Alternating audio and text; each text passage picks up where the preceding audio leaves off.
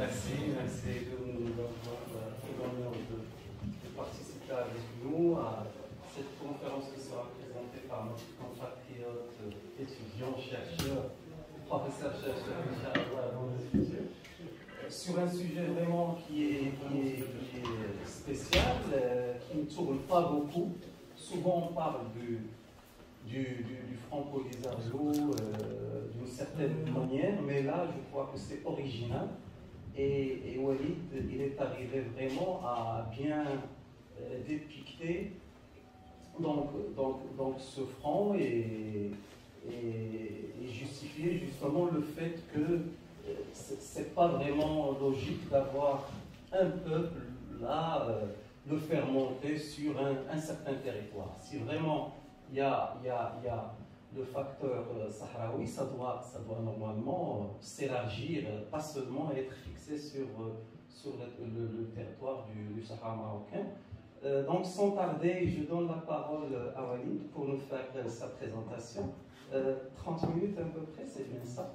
Et après, ça sera donc un moment d'échange, Inch'Allah, que j'espère sera fructueux. Merci. Alors, avant de commencer, permettez-moi d'abord de remercier Sidi Blestra ici pour le travail colossal qu'il fait dans le cadre du consulat du Royaume du Maroc à Strasbourg. Il porte le flambeau, le drapeau marocain très haut, très fort. Alors, je vous prie de bien vouloir l'applaudir chaleureusement.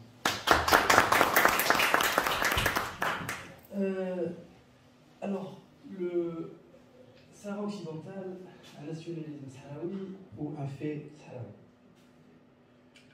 Le Sahara occidental, c'est un territoire qui est situé dans le nord-ouest de l'Afrique, frontalier avec le Maroc, la Mauritanie et l'Algérie. Il s'étend sur une superficie de 266 000 km² et dispose d'une large façade sur l'océan Atlantique.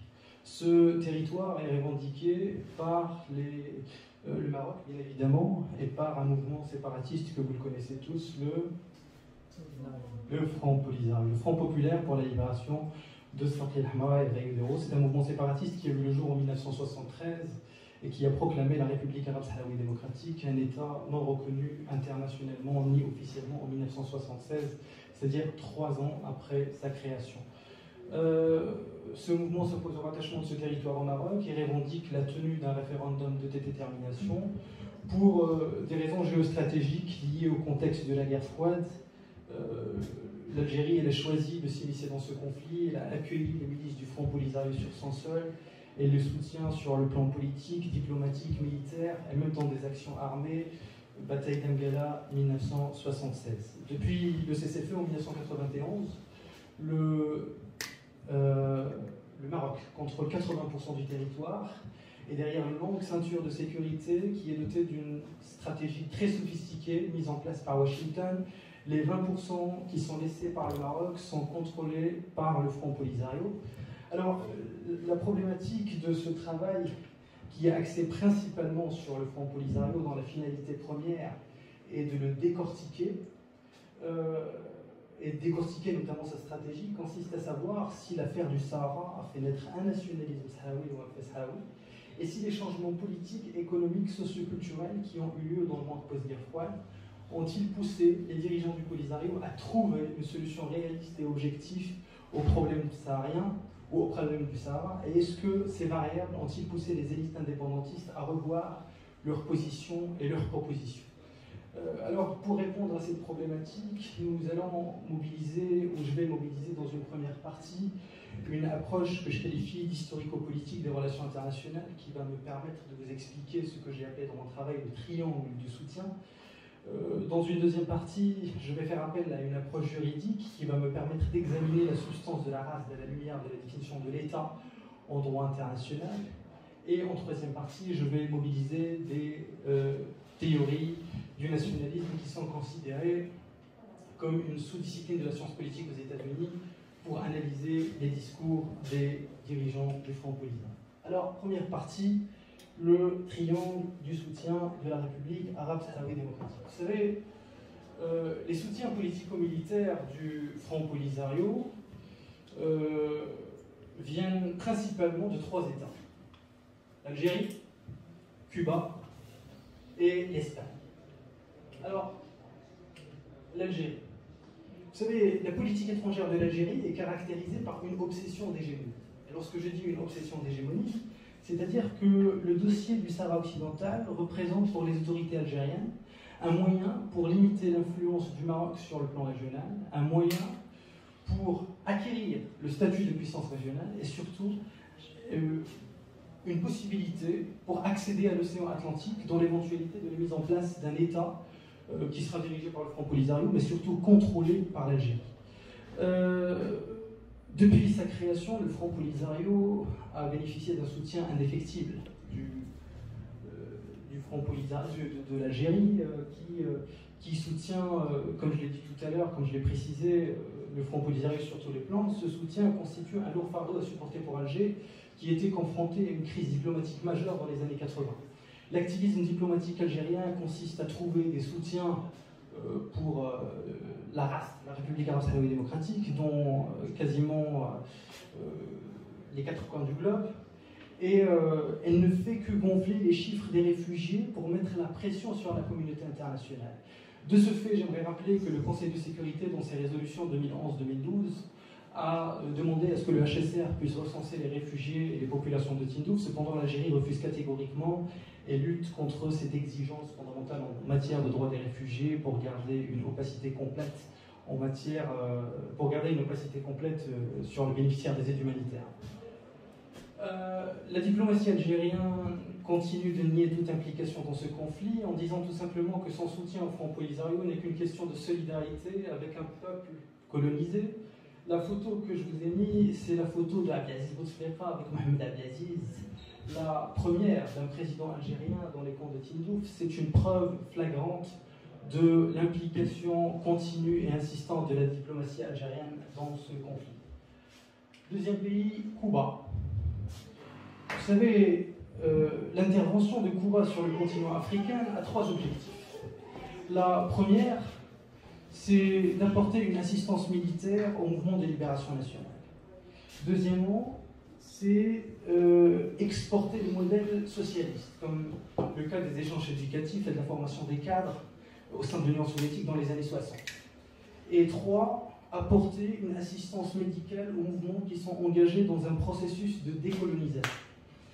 Historiquement, le Front Polisario a été créé par un groupe d'étudiants qui était influencé par le discours émancipateur des révolutions latino-américaines. De ce fait, l'influence du régime castriste a été très apercevable dans la mesure où, surtout dans la guerre qu'a menée le Front Polisario contre le Maroc et la Mauritanie, un uniforme militaire vermelu avec des cheveux et barbe très lents. Et historiquement, l'archipel cubain est considéré comme le 12e soutien le plus important pour le Front Polisario, dans la mesure où il a, je dirais, contribué au développement du projet politique du Front Polisario à travers différents programmes civils, militaires, axés principalement sur la formation des jeunes. Lorsque j'ai dit les jeunes qui ont été exportés du Sahara, c'est-à-dire du camp de Tindouf, justement à Cuba, dans différents secteurs, l'armement, la médecine et surtout l'administration. Et Cuba, c'est aussi le 2e pays qui a le plus contribué au développement du combat du Front Polisario en Amérique latine, vu qu'il avait encouragé beaucoup d'États dans la région à reconnaître la République arabe sahraoui démocratique. On va le voir après dans les reconnaissances. Alors, l'Espagne. Vous savez, je pense que tout le monde ici s'attend à ce que je parle de la relation maroco-espagnole. Vous savez, le Maroc est un partenaire stratégique et économique incontournable pour l'Espagne. Et Madrid évite soigneusement tout incident diplomatique qui pourrait envenimer ses relations avec Rabat. Le gouvernement espagnol n'inclut pas, je répète, n'inclut pas le Sahara occidental dans son agenda diplomatique, mais paradoxalement, cette affaire, elle est toujours présente dans sa politique intérieure. Alors pourquoi ? Pourquoi ? Parce que le principal appui du Front Polisario en Espagne provient essentiellement de la société civile espagnole qui entretient des liens très étroits avec les différentes délégations du Front Polisario. Je vous ai mis les différentes délégations du Front Polisario qui sont installées dans quasiment tous les territoires autonomes espagnols et qui exercent une pression énorme sur les acteurs de la société civile. Beaucoup d'initiatives ont été menées, l'engagement de la société civile est très considérable, beaucoup de projets ont été réalisés, je dirais même voilà, construction des camps, construction des hôpitaux dans les camps de Tindouf, jumelage d'écoles, etc., etc. Et les journaux, ils font régulièrement écho de tout ce qui se passe dans la région. Donc cette politique de non-engagement du gouvernement espagnol laisse le champ politique ouvert aux partis politiques et surtout aux partis politiques. Vous voyez, Pablo Iglesias avec Mohamed Abdelaziz. Pablo Iglesias, c'est le chef du parti de l'extrême gauche espagnol qui défend par toutes ses forces le Front Polisario et qui pousse le gouvernement espagnol à privilégier l'Algérie pour le gaz. Donc les partis politiques, les acteurs de la société civile et surtout les journalistes pour mener des initiatives en faveur de l'autodétermination désirée et souhaitée par le Front Polisario. On va voir après que c'est bon. Alors la race, un État, sans État, deuxième partie. La République arabe sahraoui démocratique a vu le jour en 1976. L'événement a eu lieu en Algérie, en présence d'une trentaine de journalistes. Le lendemain, le mouvement séparatiste a publié un communiqué officiel où il explique que la race est un État souverain. Ok. Un État non aligné qui respecte la charte des grandes organisations internationales. Et enfin, il lançait un appel à tous les États du monde pour reconnaître cette entité. Vous savez, dès le premier pas, des étudiants dans les universités, dans les instituts d'études politiques et dans les écoles militaires, ils apprennent que l'avènement de l'État sur le plan international est conditionné par l'existence de 3 critères reconnus par le droit international depuis des siècles. Un territoire, une population et un gouvernement effectif. Une population. L'État est la concrétisation du pouvoir juridique qui exerce une autorité politique sur des personnes, des objets, des biens avec lesquels elle a des liens tenant un rattachement de fait. Lorsqu'il s'agit de savoir si la République arabe sahraoui démocratique a un État, la réponse, ou plutôt lorsqu'il s'agit de savoir si la République arabe sahraoui démocratique a une population, la réponse est toujours négative dans la mesure où les réfugiés sahraouis qui vivent à Tindouf siègent à l'intérieur d'une ville algérienne, Tindouf. Et deuxièmement, lorsqu'ils veulent voyager, ils voyagent avec un passeport algérien. Donc ils n'ont aucun lien juridique avec la race. Donc la race n'exerce aucune autorité théorique ou pratique sur les habitants de Tindouf. Le territoire. Les historiens ont montré que l'apparition du territoire va de pair avec celle de l'État. Car l'existence des frontières permet de fixer les limites dans lesquelles s'exerce la puissance étatique. Le territoire est l'espace soumis de la domination de l'État. Il est l'Asis de la puissance étatique. Philippe Jésus, juge de la Cour internationale de justice, explique à ce propos que la règle établie, qui veut que la possession d'un territoire soit pour un État un de ses attributs essentiels, s'explique par le fait que l'on ne peut se représenter un État sous la forme d'une sorte d'esprit désincarné, as a kind of disembodied spirit. Et historiquement, la conception impérative s'est établie par le peuple du dit État et que son gouvernement y exerce son autorité. Ce deuxième élément s'avère lacunaire dans la mesure où la race siège à l'intérieur d'un territoire constitué avec des frontières spatiales bien définies, à savoir ceux de l'Algérie. 3. Un gouvernement effectif. Un État ne peut exister sans gouvernement effectif. Et lorsque je dis gouvernement effectif, c'est-à-dire, on doit patienter, je dois continuer, je sais pas. Alors, est-ce que je devrais continuer? Un gouvernement effectif. L'État ne peut exister sans gouvernement effectif. Et lorsque je dis gouvernement effectif, c'est-à-dire, pour paraphraser Max Weber,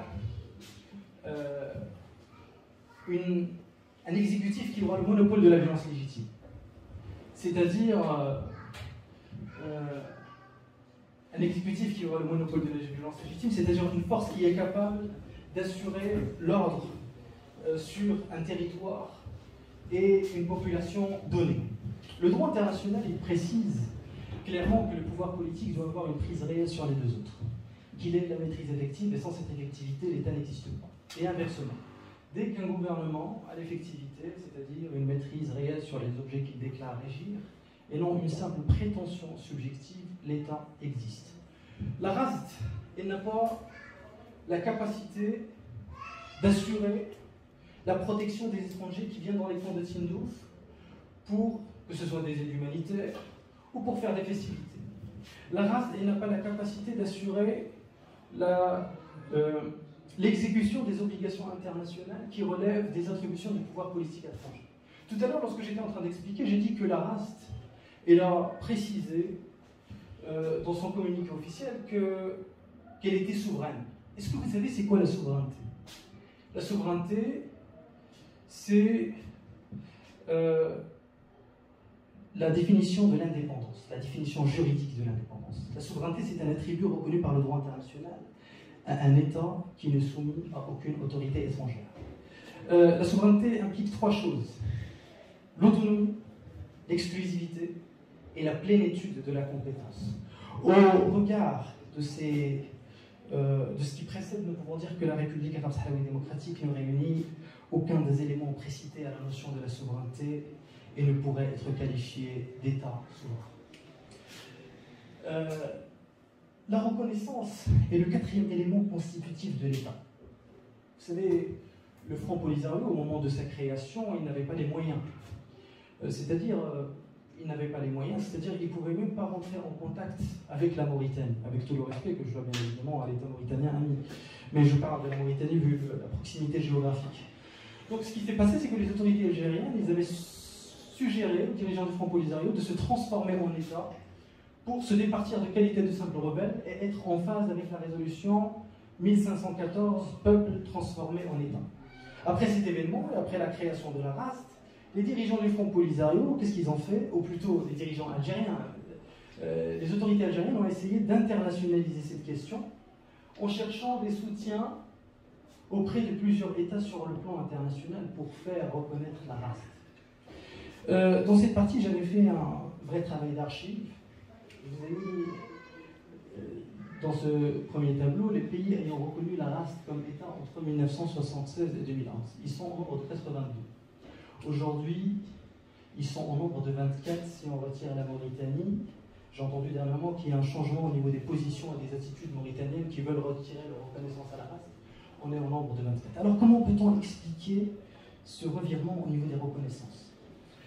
La grande majorité des États qui avaient reconnu la RAST étaient soit pour des raisons idéologiques, soit par ignorance des réalités géographiques lointaines.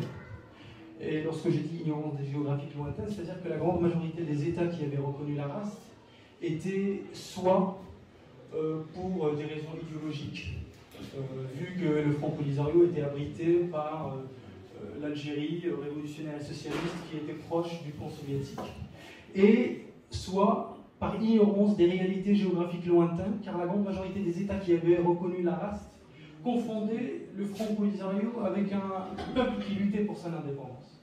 Après la chute du mur de Berlin et le démembrement de l'Union soviétique, et surtout la chute justement de l'Union soviétique et le triomphe du modèle démocratique, beaucoup d'États anciennement communistes, ils ont procédé à démocratiser leur société, comme l'expliquent les transitologues et les consolidologues.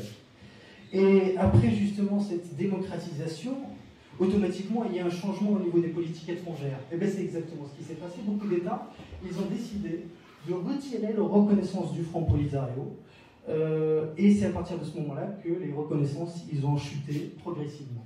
Au niveau régional, l'Union africaine a reconnu officiellement la RAST en 1984 comme État, contrairement au droit international, au principe de l'effectivité, dont l'acquisition reste une condition essentielle de la souveraineté territoriale, et contrairement à sa propre charte qui stipule l'adhésion des États africains indépendants et souverains. Il faudrait rappeler à cet égard que l'ancien secrétaire de l'Union africaine avait précisé que l'admission de la RAST était une erreur, Adam Kodjo, alors que c'est sous son mandat que la RAST elle a été admise. Et au niveau international, la RAST n'est reconnue ni par l'ONU, ni par l'UMA, ni par la Ligue arabe, ni par l'UE, ni par aucun pays européen ou pays membre permanent du Conseil de sécurité. L'Institut du droit international, dans sa résolution de 1936, a précisé que la reconnaissance d'un État nouveau est l'acte libre par lequel un ou plusieurs États constatent l'existence sur un territoire déterminé d'une société humaine politiquement organisée, indépendante de tout autre État existant. capables d'observer les prescriptions du droit international et manifestent en conséquence leur volonté d'être indépendants de toute autre autorité. Je m'excuse, je ne l'ai pas continué. Au regard de ce qui précède, nous pouvons dire que la République arabe-sahraouie démocratique, malgré une création non conforme au droit international et malgré une reconnaissance de 24 États, elle ne promet pas un avenir meilleur. L'exposé des positions sahraouis, la troisième partie. Vous savez, Eric Hobsbawm, c'est une très belle plume. Il a écrit beaucoup d'ouvrages, L'âge des extrêmes, L'invention des traditions avec l'Africanist Errant Stranger.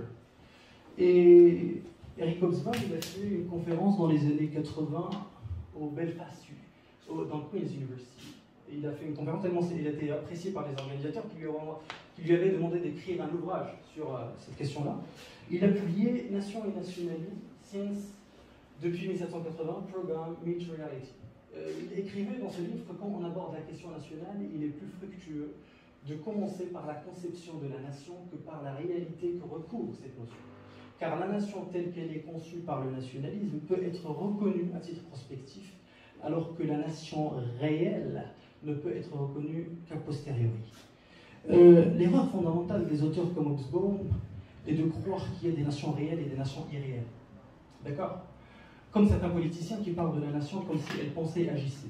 Notre nation, elle part en guerre, notre nation est en danger alors qu'elle n'a aucune existence physique. La nation, ou plutôt ce que j'ai défendu dans mon travail, c'est que la nation n'est pas un fait observable. C'est une idée qui est dite. En d'autres termes, elle n'a d'existence qu'à travers le discours nationaliste. Donc, de ce fait, un nationaliste sahraoui qui explique que le processus d'autodétermination est le seul moyen pour que sa nation puisse obtenir son indépendance, il ne fait qu'un discours, rien de plus. Les points de vue des dirigeants du Front Polisario. Est-ce que quelqu'un pourrait avoir l'amabilité pour nous lire ces discours, pour que je puisse les commenter par la suite? Est-ce que quelqu'un pourrait nous lire? Ok, parfait. C'est bien.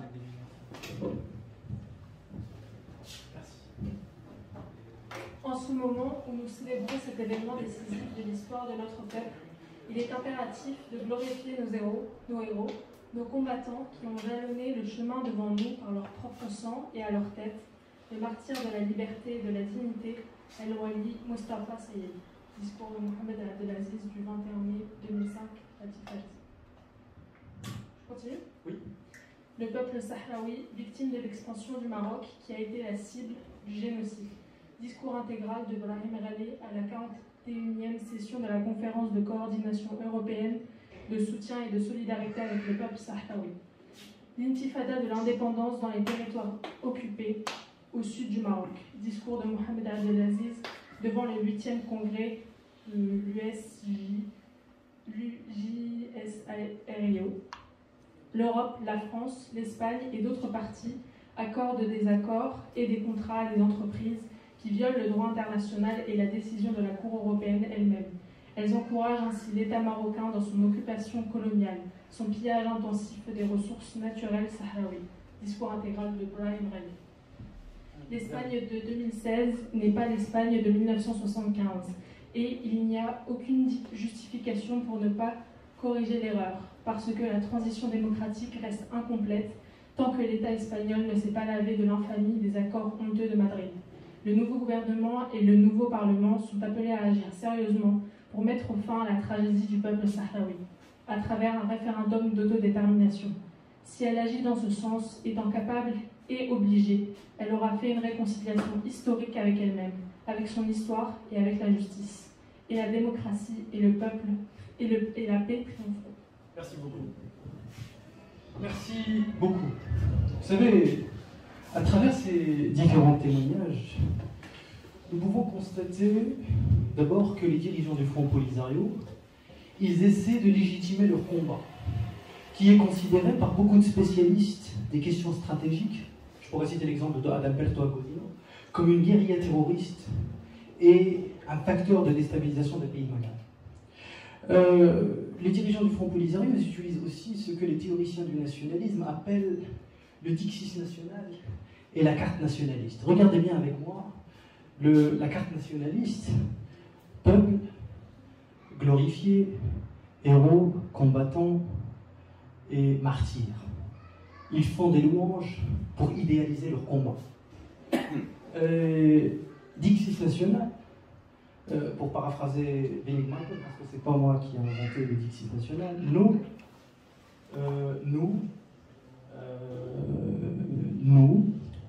notre.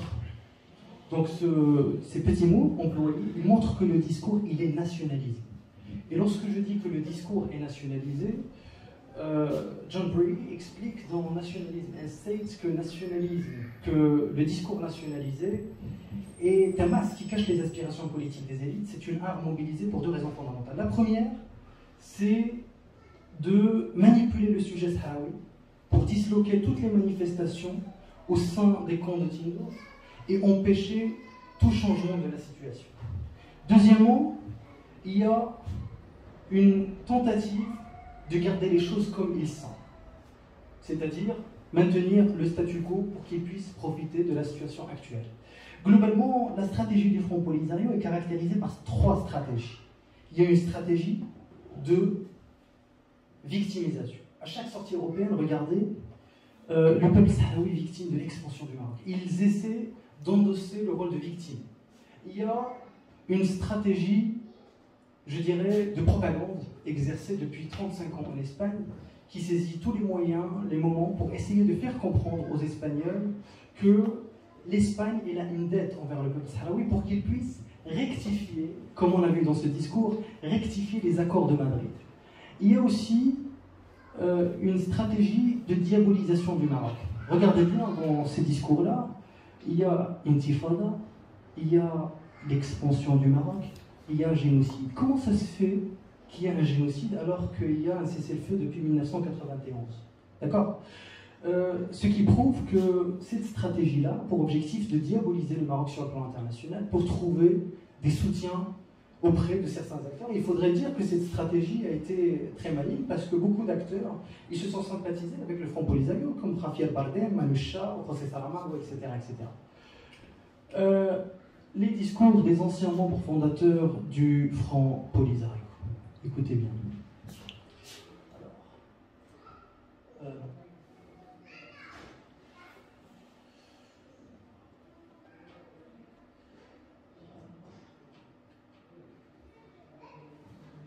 Polisario ne travaille pas pour les Polisario. Le Polisario a fait emprisonner plus de Sahraouis que l'Espagne. Le Polisario a tué plus de Sahraouis en 10 ans, plus que ce qu'on a tué l'Espagne en 100 ans. Le Polisario autochtone, le Polisario originaire de Sahara occidental, le Polisario auquel nous appartenions à l'époque, ces Polisario-là n'existent plus. Ça, c'est clair. Les dirigeants sur place du Polisario savent que le Polisario n'est plus un projet politique, ni fiable, ni viable. La situation les arrange, ils en tirent quelques profits. L'Algérie l'a comme carte. Le Polisario a été piraté. On n'avait plus d'autorité.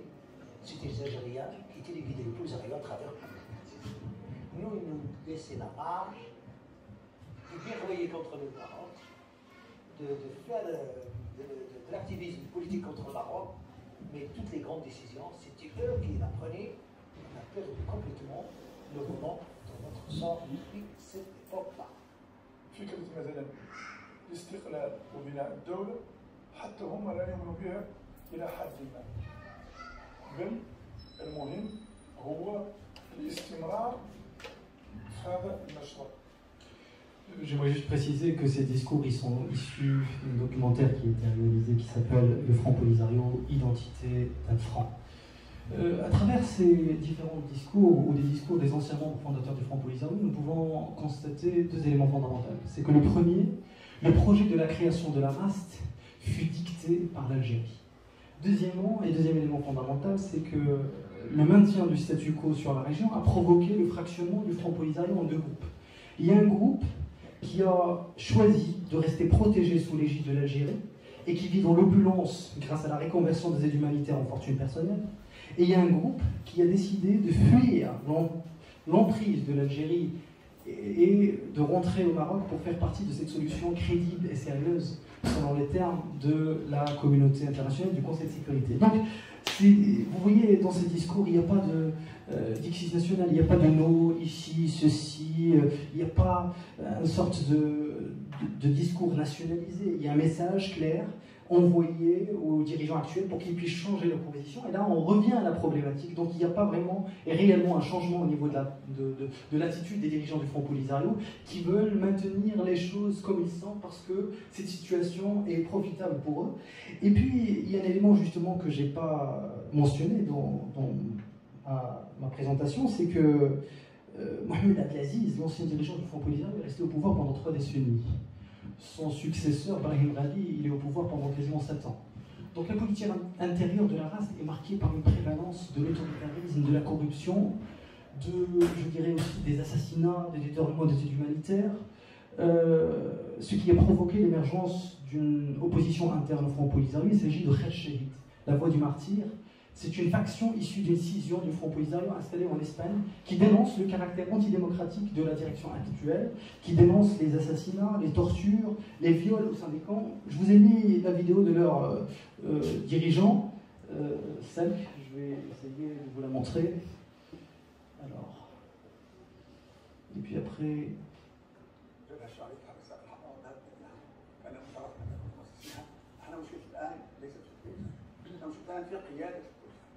قيادة البوليساريو التي لا تمثل لا البوليساريو ولا تمثل الشعب الصحراوي ولا تمثل حتى طموح الشعب الصحراوي. قيادة انتهازية مرتشية متسلطة تعيش على حساب معاناة هؤلاء الناس، وهذه القيادة لا تمثل شيئا.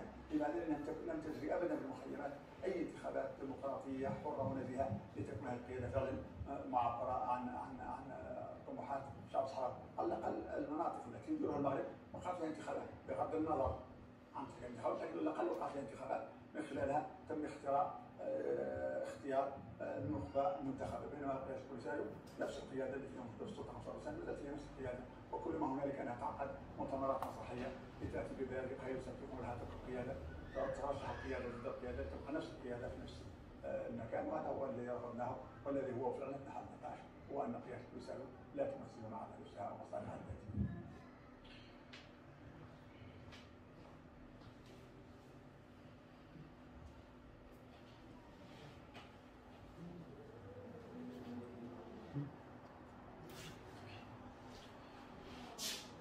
Alors, le ralliement définitif des anciens membres fondateurs du Front Polisario au Maroc, premièrement. Deuxièmement,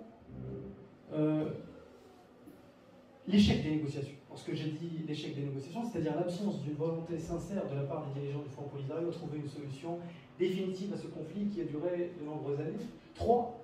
L'émergence d'une opposition interne au Front Polisario qui est installée en Espagne et qui dénonce le caractère antidémocratique de la direction actuelle et sa soumission à l'Algérie. 4.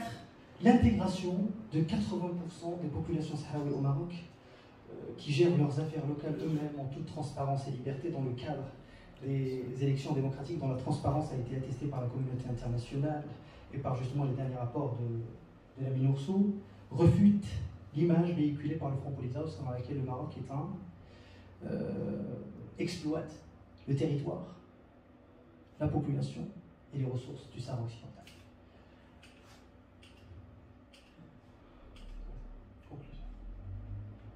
Alors, vous savez, je vous ai mis un petit élément ici pour que vous puissiez justement voir. Le journal canarien, La Provincia, a publié 2 articles pour Sola Minoré des 200 marins espagnols tués par le Polisario et qui jugent nécessaire de faire un éclaircissement sur l'histoire sombre du Polisario. Meurtre et enlèvement et les conséquences de tout soutien au Front Polisario. Vous savez, aujourd'hui, le nationalisme constitue une menace qui perturbe les sociétés contemporaines. Son objectif ne consiste pas à conquérir le pouvoir, mais plutôt la désintégration de l'État en vue de la création de nouvelles entités étatiques dominées par des oligarchies militaires qui n'ont aucun sens de l'État, ou le développement de projets nationaux. Leur seul objectif consiste de faire de l'État une propriété privée afin d'en exploiter les richesses. Le principe d'autodétermination où le droit ou la politique de reconnaissance, selon certains auteurs américains comme Charles Taylor, a souvent donné naissance à des États qui sont devenus une source d'insécurité en raison de leur tendance à justement générer la violence et le terrorisme. Et contrairement à certains auteurs français qui expliquent que, comme Maurice Barbier, Laurent Pointier, l'affaire du Sahara a fait naître non pas un nationalisme sahraoui, mais plutôt un fait sahraoui, c'est-à-dire le désir des populations locales à gérer leurs affaires en toute transparence et liberté, dont, je répète, dont le cadre du Royaume du Maroc, qui a accepté de partager sa souveraineté avec ce peuple. Pourquoi? Parce qu'ils font partie intégrante de notre histoire, de notre identité, de notre culture et de notre identité nationale. Je vous remercie.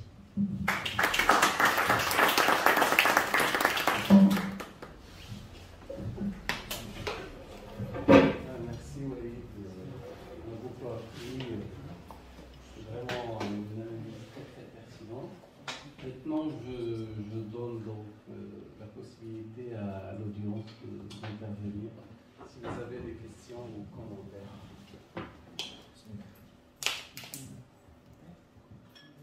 Sinon, posez-moi une question en attendant. Très bien. Donc, moi, ce que je voudrais demander, si Walid, je crois qu'on a l'impression, durant ces dernières années, que l'Afrique du Sud aussi a un rôle quand même, peut-être Nigeria aussi à un certain moment, maintenant ce n'est plus le cas. Si tu peux aussi nous éclaircir sur cette question. Et aussi, souvent, il y a une certaine ressemblance sur la manière, les manières du Front du Polisario par rapport à ce que faisait justement le gouvernement en exil algérien durant la colonisation française. Il semble qu'il y a une... Donc, je voudrais donc ton avis sur ces deux questions. Tout d'abord, par rapport à la question de l'Algérie et le Front Polisario qui représente justement de la même manière, ou que le Front Polisario représente de la même manière l'Algérie avec le colonisateur français, j'aimerais tout simplement rebondir là-dessus. J'ai précisé dans mon travail, comme vous l'avez constaté, le Front Polisario est selon moi un micro-mouvement nationaliste qui défend les intérêts de l'Algérie dans la région. Donc le fait que ces dernières années, le Front Polisario continue d'insister sur l'application d'un processus de référendum, c'est une preuve que l'Algérie est derrière ce mouvement par tous ses moyens. Première chose.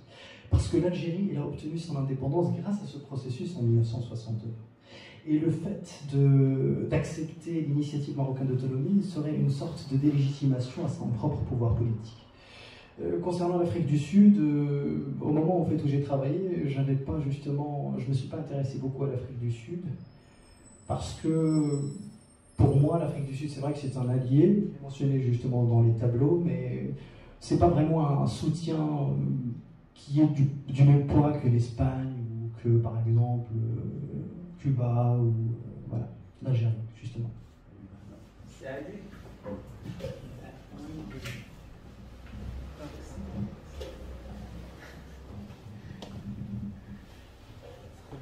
Bonjour, je suis désolé d'avoir raté la première partie là. Non, c'est bon, je le demanderai après, c'est par obligation professionnelle. Donc. Bon, je voulais juste rebondir par rapport à l'Afrique du Sud. Moi, je trouve vraiment que l'Afrique du Sud, c'est un très gros soutien aux Polisario. Dans tous les conseils de sécurité, c'est l'Afrique du Sud qui parle. Elle accuse directement le Maroc d'occupation. Donc, leurs syndicats, ils sont vraiment très attachés à la cause, entre guillemets, sahraoui, et ils s'identifient à ça. Ils disent que c'est un apartheid même là-bas, et que la décolonisation de l'Afrique ne sera pas terminée du moment que le Maroc ne sera pas partie du Sahara. Donc c'est ça pour l'Afrique du Sud. Moi. Après pour le Nigeria, depuis 3 ans, ça s'est calmé. Il n'y a plus de... Donc ils sont plus... contre le Maroc, vraiment, il n'y a pas d'antagonisme. Après, il y a un gros projet, donc, ce qui paraît, donc, il y a 10 jours, ils ont finalisé, donc ils vont passer à construire le gazoduc. Donc, ils ne peuvent pas construire un gazoduc en même temps, dire que ça appartient pas. Je pense qu'ils vont mettre en gel un petit peu leur reconnaissance du Polisario. Moi, ce que je trouve dommage, c'est que la plus grande force qu'a eu le Polisario, c'est les 20 ans que le Maroc a quitté l'OUA. Donc ils ont eu un très grand, un grand canal pour expliquer leurs idées. Donc où le Maroc était absent, il n'y avait que leur voix qui était audible. Donc le Maroc il a laissé faire, mais heureusement, donc on est retourné en Union africaine. Et là, eux, dans leur rhétorique, on trouve qu'ils sont devenus membres fondateurs de l'Union africaine. Parce que c'est plus l'OUA, le Maroc était membre fondateur de l'OUA, et eux, ils se réclament membres fondateurs de l'Union africaine. Pardon. Donc voilà, donc maintenant, à chaque fois, donc on voit ça, donc à chaque fois qu'il y a des partenariats entre l'Union africaine ou le Japon ou l'Union européenne, ça donne toujours question de la représentativité. Est-ce qu'on va accueillir, est-ce qu'on ne va pas accueillir? Donc déjà ça, ils n'ont plus les coups des franches pour faire ce qu'ils veulent. Déjà, on leur a ôté un soutien au niveau de cette organisation. Après, je pense pour les ralliements, donc il y a des dynamiques. Donc le Maroc, je pense qu'il est dans une bonne dynamique, que ce soit au niveau des ralliements, parce que c'est rare de trouver quelqu'un qui était au Sahara marocain et qui passe de l'autre côté. Par contre, on remarque qu'il y a plus de ralliements vers notre côté. Donc il y a des gens qui commencent à prendre conscience que chez eux, il n'y a pas d'élection. C'est un parti unique. Donc c'est comme la Corée du Nord, c'est pareil. Donc il y a des gens, ils ne votent pas. Contraire au Maroc, comme vous avez dit, on vote et les élections sont libres et transparentes. Et il y a des observateurs internationaux. Donc personne ne peut dire non, c'est des élections truquées ou quelque chose. Et en plus, c'est le plus fort taux de participation au Maroc. On le trouve toujours dans les régions du Sud. Donc aussi, par les reconnaissances, aussi on est passé de presque 80 États à 24 États. Il y a juste des États encore africains qui sont sous la coupe de l'Afrique du Sud. Donc si on revient à ça, il y a des pays qui ont retiré leur reconnaissance. Après, l'Afrique du Sud, elle a fait pression et ils se sont ravisés et ils ont gardé leur reconnaissance. Donc je pense que l'Afrique du Sud, ça reste vraiment un pays à travailler. Donc j'ai vu qu'il y a eu, depuis 2004, je pense qu'ils ont reconnu la RASD. Ils ne la reconnaissaient pas avant. Mais ça fait 3 ans, le Maroc il a envoyé un ambassadeur. Il y a eu un échange d'ambassadeurs. Il passe sur les plateaux télé là-bas en Afrique du Sud pour expliquer la position du Maroc.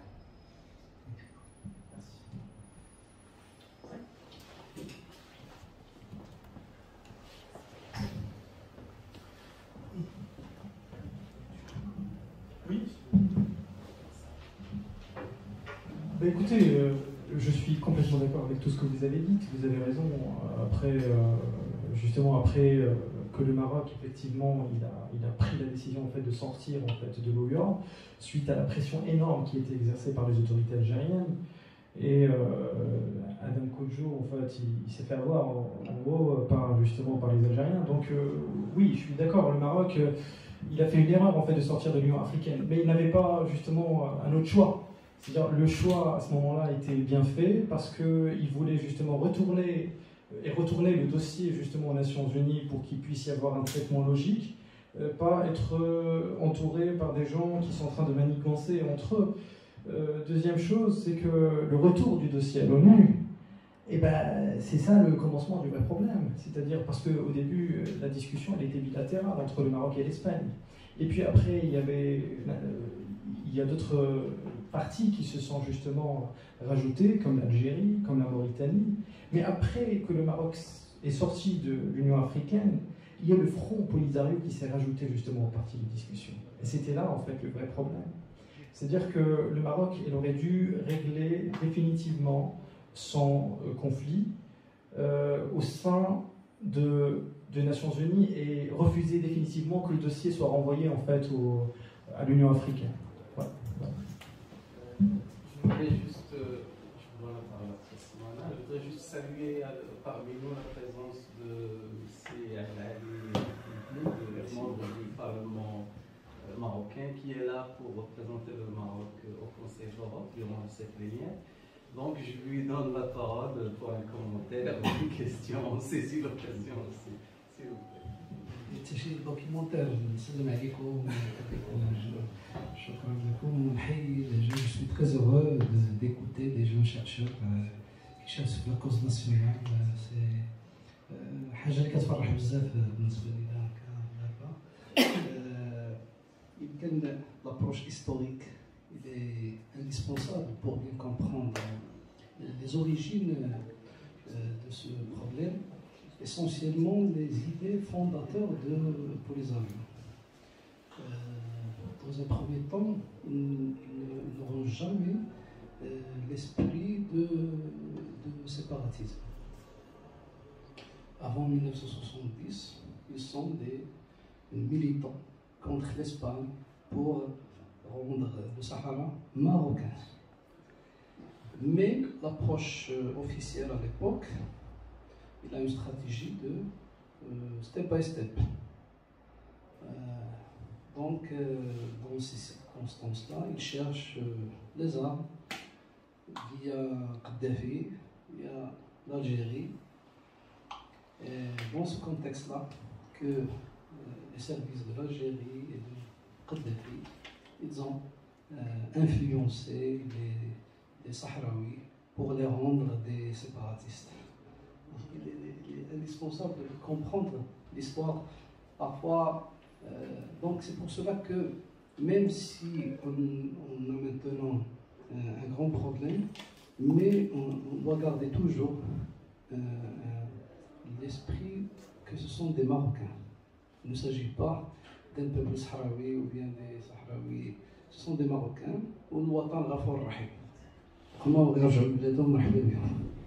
Merci. Juste sur, j'ai pas besoin de micro, juste par rapport à ce qui vient d'être dit, c'est très important. J'attendais un petit peu que vous parliez de l'opération Écouvillon. Alors je ne sais pas si vous avez eu le temps d'étudier ça. Il faut savoir que le Sahara marocain a été libéré à 90% par l'armée de libération nationale du Maroc. Et il a fallu que le 10 février 1958, la France intervienne à côté de l'armée franquiste pour liquider l'armée de libération nationale. Et alors on peut regarder, il y a un article très intéressant de 78, je crois, dans Le Monde diplomatique, qui explique ce qu'a mis la France à l'époque pour liquider l'armée de libération nationale. Qui constitue une menace pour les phares. Alors, pour les phares et pour la Mauritanie. Exactement. Parce qu'à l'époque, Hizb al-Istiqlal réclamait la Mauritanie marocaine. Voilà.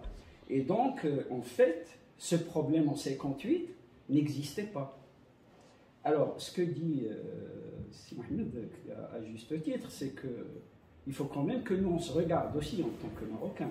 Parce que la manifestation de Tam-Tam en 73, dirigée par Mustafa El-Ouali, qui réclamait le retour du Sahara au Maroc, a été réprimée par la police marocaine. Oui. Donc nous avons une responsabilité énorme à ce niveau-là. Il ne faut pas l'oublier. On peut aller aussi dans le triangle dont vous parliez. Vous n'avez pas abordé la Libye de Kadhafi qui a financé énormément. Il faut aussi penser à l'extrême gauche marocaine. Moi, je suis un peu plus vieux que vous, donc je me rappelle du 15e congrès de l'UNEN, de l'Union nationale des étudiants du Maroc, qui a été complètement dévié selon une ligne et une stratégie nihiliste, donc anti-nationale, anti-patriotique, parce que le mouvement d'extrême gauche était influent dans les milieux étudiants au Maroc et qui ont soutenu, avec Brahim Safati à l'époque à leur tête, qui ont soutenu le Polisario et le mouvement séparatiste. Les accords de Madrid, il y a des choses à dire sur les accords de Madrid. Nous, nos parents, nos ancêtres ont toujours défendu un Sahara marocain dans son ensemble. Vous avez un accord tripartite entre l'Espagne, la Mauritanie et le Maroc, et qui stipule qu'il faut diviser le Sahara en deux. Donc, Sahara ma bqatch maghribiya. L'autre est mauritanien. Ensuite, on ne parle pas de cette Lilia. Donc, comment voulez-vous que le peuple marocain comprenne ça? Donc il y a eu des erreurs à notre niveau aussi, qui heureusement ont été après rectifiées, etc. Mais il faut aussi qu'on sache nous regarder sur cette question-là. J'aimerais juste rebondir justement à ce que vous avez dit. En fait, vous parlez d'une approche historique. Alors que moi je fais les sciences politiques et les relations internationales, je devrais traiter le sujet d'une façon à jour. C'est-à-dire, lorsque j'ai parlé du triangle des soutiens, le triangle du soutien à l'heure actuelle, la Libye, actuellement, c'est un État qui est complètement décimé. Il n'y a plus d'autres Kadhafi. Kadhafi fait partie du passé. J'en suis conscient que la Libye, c'était un allié incontournable pour l'Algérie, pour le Front Polisario. Et si vous jetez un coup d'œil sur mon travail, vous allez voir justement que j'ai évoqué une partie de l'histoire. Et si vous voulez, Sidi Driss, je pourrais faire une deuxième présentation qui porte uniquement sur l'histoire, où je mentionnerai tous les éléments que vous souhaitiez et tout ce que vous désirez. S'il vous plaît, je voudrais aussi saluer la présence parmi nous de Céline Lamraoui aussi, qui est là pour représenter le Maroc au Conseil de l'Europe. Je ne sais pas si vous avez un commentaire à faire avant de passer. Merci beaucoup, Monsieur le Consul, d'abord. Salam alaikum, Jami'an. Je suis très heureux, bien sûr, de me retrouver avec une élite de la diaspora marocaine ici à Strasbourg, une ville quand même extraordinaire, avec une population extraordinaire et une histoire extraordinaire, où l'apport des Marocains dans cette ville, il est reconnu par tout le monde et on est heureux de notre côté des frontières. Là, je voudrais d'abord féliciter notre jeune docteur. Un doctorant, un chercheur. D'accord, vous êtes doctorant, donc c'est des sujets qui méritent d'être traités, beaucoup de recherche à faire, parce que c'est un sujet effectivement où l'approche, je rejoins ce qui a été dit en disant que parce que dans la partie accélère, c'est important de comprendre l'histoire aussi. C'est important parce que la genèse du problème autour du Sahara, je ne parlerai pas d'erreur. Je parlais d'un cheminement. Il y a eu un cheminement. Le Maroc, l'indépendance du Maroc est particulière, on ne peut pas la comparer à d'autres indépendances d'autres pays. Il y a eu un cheminement, l'indépendance du Maroc. Ça a commencé par un pays qui a été divisé en plusieurs parties, une partie dirigée par la France, une autre partie divisée par l'Espagne vers le nord et puis vers le sud, avec même une ville internationale. Ce n'était pas évident le processus d'indépendance. Et puis, finalement, c'était une indépendance qui a été négociée. Il y avait une lutte nationale très très importante dans laquelle, par la suite, le Maroc a privilégié, les nationalistes de l'époque ont privilégié une approche. Et puis, il y a eu plusieurs étapes dans cette. Là, vous avez parlé déjà, Sidi Ifni, une partie à Tunis jusqu'à Sidi Ifni, je crois que c'est 58. Sidi Ifni. En 1960, le Maroc reconnaît pour la première fois un État qui est la Mauritanie, notre pays, notre voisin, frère et tout. Et puis, rapidement, en 1974, est commencé à naître. L'Espagne a commencé, le déclenchement, c'est que l'Espagne, en 1974, déjà avait commencé à préparer un État au niveau de. Elle avait commencé en 1974, elle a décidé de lancer un référendum à l'époque. Oui, le parti politique, il a commencé à faire c'est là où le Maroc est intervenu, a déposé la demande au niveau des AEG pour pouvoir un petit peu donner. Et rapidement, l'Espagne, après la proclamation de la Haye, rapidement l'Espagne a commencé à discuter avec le Maroc, parce qu'avant, je ne le faisais pas. Vous faites l'accord tripartite. C'est une étape. Peut-être que le Maroc n'avait probablement aucun choix autre que ce choix. Il y a l'accord tripartite où jette la marche verte. L'Espagne et l'armée espagnole, la fin de 75, et la veille de la sortie d'Iel, il y a eu la proclamation d'Algérie d'un État qui s'appelle le Polisario. Et le Maroc a commencé, on n'était pas en position difficile, il faut prendre le tournant. Je vais juste rapidement, les tournants que j'ai pour moi qui sont très importants. 87, la fin de la construction du mur, c'était la fin de la guerre. Le Maroc a gagné la guerre sur le terrain, parce qu'avant 87, il a beaucoup souffert. Avec pertes, le harcèlement avec les milices Polisario, c'était pas évident. Pas évident. À 87, c'est fini. Déjà le cessez-le-feu en 91, je crois, donc j'arrive pour entériner un fait, et où la guerre était terminée. Par la suite, le Maroc a commencé à présenter avec le projet d'autonomie. وواحد ذاك الساعات جلاو جوج ديال لي كورون، ان كورون اللي باغي يبني المستقبل ديال هاد الشعوب المغاربيه، اون فيزيون ديال سا ماجيستي اللي دايوغ الى واحد سيغتان مومون الى في بروكلامي تيقول بان لا بوبيلاسيون ما خصهاش تخلص الدين ديال هذا الحق، يفو كي ديفلوبمون نيفو دو سي بروفانس. وكانت عاوتاني ان كورون ديال لي زادفيرسير المغرب تو ديال انه ليسي هذا لو كونفلي يبقى دائما الحجره تعرف عند ليفوليسيون ديال المغرب. دونك هذه دو فيزيون اللي كي سو سون باينين كلير. ولو ماروك داك الساعات تو سو كي سويف لو دوسي يعرفوا بانه la fin de ce conflit ne se jouera pas sur une courte vitesse, sur une vitesse, mais surtout ça un marathon en demi-fond. Il fallait doucement, petit à petit, on a commencé à gagner des batailles très très importantes depuis 2017-2016 au niveau de l'ONU. L'ONU commençait à parler d'une solution durable, équitable, politique. C'est déjà important. Plus personne depuis maintenant des années, aucun mot, parce que l'ONU, il y en a ceux qui est saisi du dossier, même tous ceux qui peuvent en parler ne font que, n'ont pas cette possibilité ou ce droit. Donc l'ONU ne parle plus de référendum parce que c'était, et même les anciens représentants spéciaux du secrétaire général n'ont plus parlé, ils ont dit même déclaré que l'impossibilité du référendum, donc il y avait entériné avec le problème du Calmaril, donc il n'y avait plus. Maintenant on parle d'un projet d'autonomie. Rien le projet d'autonomie, c'est la limite de ce que peut offrir le Maroc. Qui cherche à ça maintenant? On ne peut pas négocier, c'est très important. Le Maroc ne négociera jamais quelque chose au-delà de l'autonomie. C'est une autogestion des affaires politiques, économiques, judiciaires, et la population au niveau régional.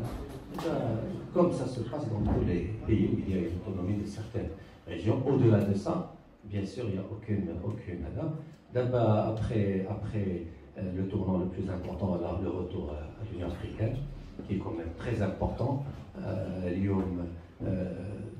Après les visites, Sa Majesté au niveau de ces pays, 46 visites sur 26 pays en Afrique, plus de 1000 accords signés en Afrique, c'est quelque chose d'extraordinaire. C'est pas évident d'imaginer ce que c'est que 46 visites en Afrique, parce que les visites de Sa Majesté, il va vraiment vers le peuple africain, il va vers donc avec 1000 accords. Aujourd'hui, les pays qui ne reconnaissent plus le Polisario en nombre très très important. Après, quelques pays dans certaines régions qui reconnaissent toujours le Polisario. Notre étape, la mise en place des consulats au niveau de la UNODACHLA, on n'est plus dans la position de neutralité. Les pays sont là pour soutenir la Mauritanie. Ça, c'est clôturé par l'apothéose, c'était la reconnaissance des États-Unis de la Mauritanie. Inch'Allah, on espère que ça va être le début d'un certain nombre. Déjà, c'est une garantie très importante pour tous les investisseurs étrangers au niveau de ces pays, puisque les États-Unis est un marché le plus important dans le monde et qui donc tous les produits des provinces du Sud peuvent être commercialisés au niveau de. En tout cas, ce résultat n'a été possible que grâce bien sûr à la clairvoyance de Sa Majesté, ou grâce à l'unanimité nationale autour de la question. C'est une question qui connaît l'unanimité, bien sûr dans des périodes quelques courants, bien sûr progressistes, une jeunesse qui aspirait à une ouverture à l'époque, bien sûr, dans le cadre de la guerre froide, dans le cadre d'une jeunesse qui aspirait à quelque chose, à un idéal qui était à l'époque particulier. Maintenant, encore une fois, c'est l'unanimité nationale et la participation de tout le monde. Et parmi la participation, cette réunion est aussi une contribution très importante parce qu'il faut que nos jeunes, parce qu'il y a une génération on va passer le relais à une autre génération, parce que ce n'est pas une solution qui va être réglée définitivement je ne crois pas que ça va être réglé définitivement dans les 10 prochaines années, peut-être pas dans les 20 prochaines années, on ne sait pas. Donc il faut qu'il y ait une génération qui prenne le relais, une génération de patriotes marocains qui prennent le relais et qui, bien sûr, comprennent le sujet. Et quand on explique ça même au plus récalcitrant, alors l'intégrité territoriale, pour l'occasion, hier, il y avait l'Espagne qui défendait son intégrité territoriale au Conseil de l'Europe, et il fallait les écouter. Ben, avec les thèses de l'intégrité territoriale, l'Espagne, le problème des Catalans, le Conseil de l'Europe, ou les Espagnols, qu'est-ce qu'ils répondaient? Sans problème. Si on peut faire un parallélisme, la même chose. Ils ont posé, en termes de crimes, tous ceux qui ne reconnaissent pas l'intégrité territoriale de l'Espagne. Donc, tous ceux à qui on explique la question finissent par comprendre que la cause nationale est une cause juste. Elle est juste parce que nous, on y croit, mais elle est juste aussi par les faits. Merci beaucoup. Bon, sinon, je peux parler comme ça, sans micro. Tout d'abord, je tiens à vous remercier pour ce travail qui... Bon, alors, je m'appelle Lemlih, je suis avocat au barreau de Strasbourg. Donc, je viens ici parce que j'étais invité comme tout le monde. Merci. Et donc, je tiens à vous remercier pour ce travail qui vraiment coïncide, surtout avec l'actualité, qui est brûlante des deux côtés.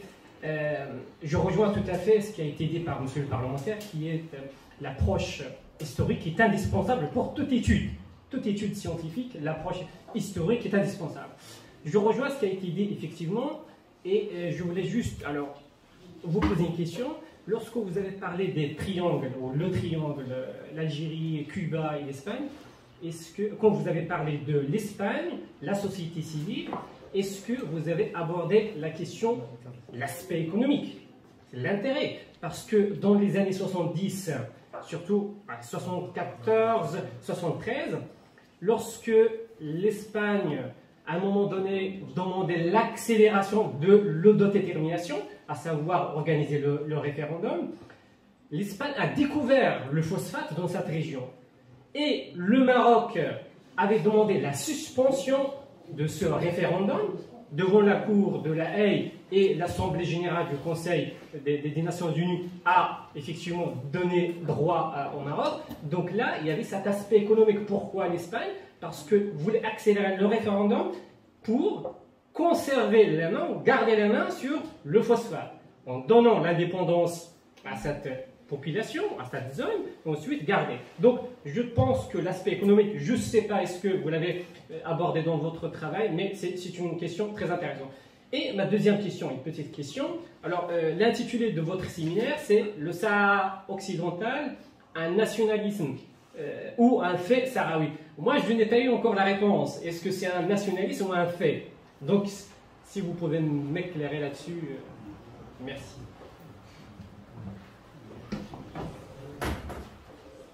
Merci beaucoup.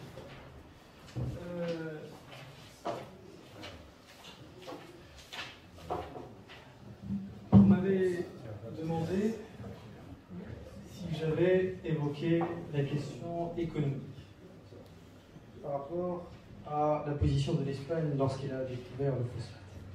Vous savez, l'avis de la Cour internationale de justice, il est clair. Écoutez bien. Les éléments et renseignements portés à la connaissance de la Cour montrent l'existence, au moment de la colonisation espagnole, des liens juridiques d'allégeance entre le sultan du Maroc et certains de tribus vivant sur le territoire du Sahara occidental. Il montre également l'existence des droits, y compris certains droits relatifs à la terre, qui constituaient des liens juridiques entre l'ensemble mauritanien, au sens de la Cour l'entend, et le territoire du Sahara occidental. En revanche, la Cour conclut que les éléments et renseignements portés à sa connaissance n'établissent l'existence d'aucun lien de souveraineté territoriale entre le territoire du Sahara d'une part, le Royaume du Maroc ou l'ensemble mauritanien d'une part. La Cour n'a donc pas constaté l'existence des liens juridiques de nature à modifier l'application de la résolution 1514 de l'Assemblée générale des Nations Unies quant à la décolonisation du Sahara et en particulier l'application du principe de détermination. Qu'est-ce que vous constatez à travers l'avis de la Cour internationale de justice? La première chose, c'est qu'il y a l'absence complète de l'Espagne. C'est-à-dire, après que l'Espagne a découvert le phosphate, l'avis de la Cour internationale de justice, il était tout à fait clair. L'Espagne, elle était tellement obligée de plier bagages et de dégager. Première chose. Deuxième chose, pour revenir justement sur ce que vous aviez dit, est-ce que cette affaire, elle a fait naître un nationalisme sahraoui ou un fait sahraoui? J'ai répondu à la conclusion. J'ai dit que, contrairement à certains auteurs, comme Maurice Barbier et Laurent Pointier, l'affaire du Sahara a fait naître non pas un nationalisme sahraoui, mais plutôt un fait sahraoui, c'est-à-dire le désir des populations locales à gérer leurs affaires dans le cadre du Royaume du Maroc, qui a accepté aujourd'hui de partager sa souveraineté avec ces populations-là. Pourquoi? Parce qu'ils font partie intégrante de notre histoire, de notre culture, de notre identité et de notre unité nationale. Merci.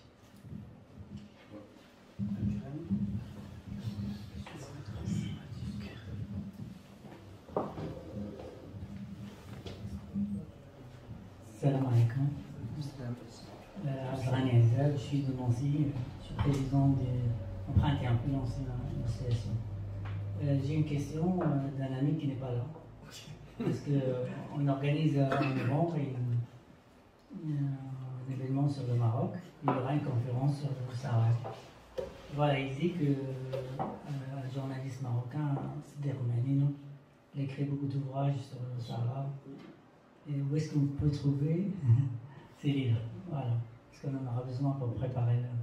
Où est-ce qu'on pourrait trouver? Voilà, ils sont publiés où? Mon livre? Non, les livres de Sider Manino.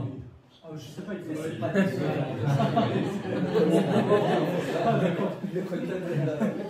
Voilà, je fais le message. Et ma deuxième question, en fait, c'est d'après ce que j'ai compris, on ne peut pas constituer une nation sur la base d'un nationalisme. Voilà, et vous avez fait l'approche de l'explication, c'est quoi un État, c'est quoi une nation. Un État, c'est un gouvernement, des institutions, une administration, une police, tout ça. Et si on voit le Maroc, c'est depuis des 1000 ans, 1200 ans que tout ça existe.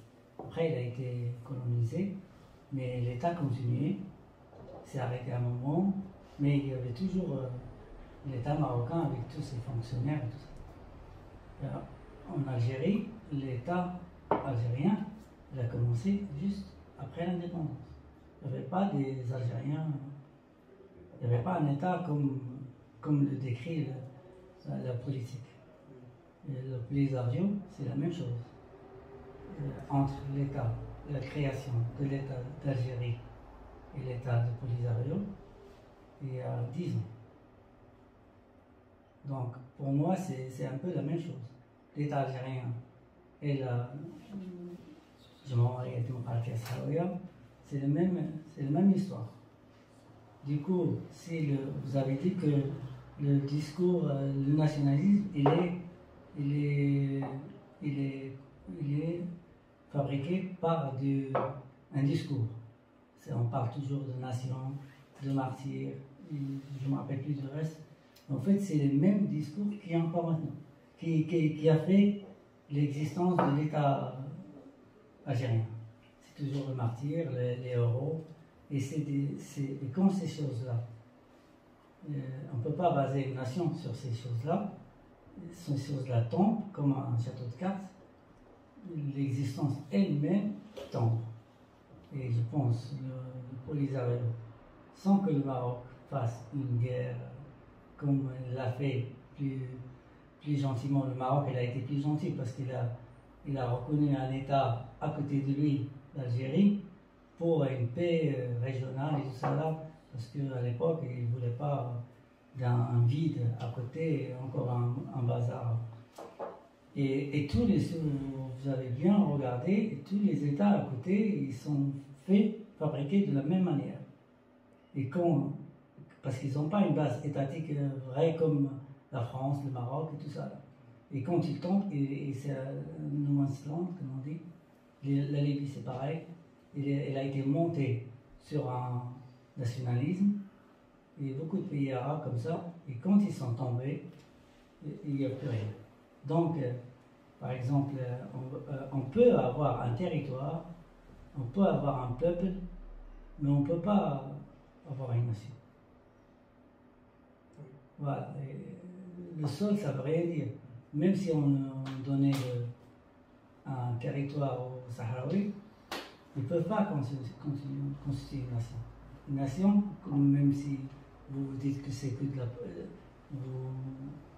Vous parlez de politique, pas d'histoire, mais on ne peut pas faire tout le temps que de la politique. On peut faire de la politique dans les débats, mais un État, il n'est pas basé que sur de la politique. C'est une vraie histoire. Un peuple, c'est une identité. Ils n'ont pas d'identité. Et on ne peut pas constituer une identité comme ça. Le peuple juif, il a une identité, même s'il n'avait pas de territoire. C'est des 4000 ans. Le palestinien, c'est un peu pareil. Mais l'État de Polisario, c'est un... Et je pense que ce qui est malheureux, c'est que ce qui va arriver à l'Algérie, il va arriver à Polisario, et c'est ça. C'est parce qu'il n'y a pas de... Il peut être... voilà, il faut voir les choses. Il n'y a pas de Polisario, il n'y a que l'Algérie. Il n'y aura pas d'Algérie, il n'y aura plus de Polisario, mais il y aura toujours le Maroc. Parce que c'est un État, un vrai État. Voilà, c'est ce que je voulais dire. Séculaire.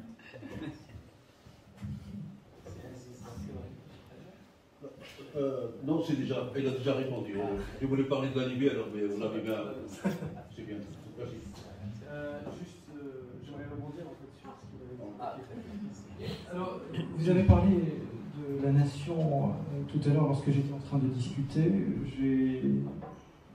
Je vous ai expliqué que dans mon travail, j'ai défendu l'idée que la nation n'a pas d'existence physique.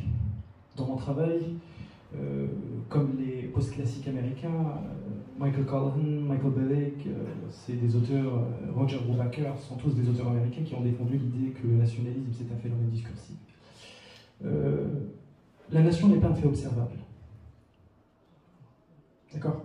N'est pas un fait observable. C'est-à-dire si on sort dehors, on entend parler de la nation, mais elle n'a pas une existence physique. D'accord ? Elle n'est pas un fait observable. La nation, c'est un discours. Vous avez parlé aussi de l'identité. Vous savez, l'identité n'existe pas. L'identité, c'est quoi? C'est une histoire, une culture, d'accord, un passé commun. Et tous ces éléments-là, l'histoire, le passé commun, ils font partie intégrante du discours nationaliste. D'accord?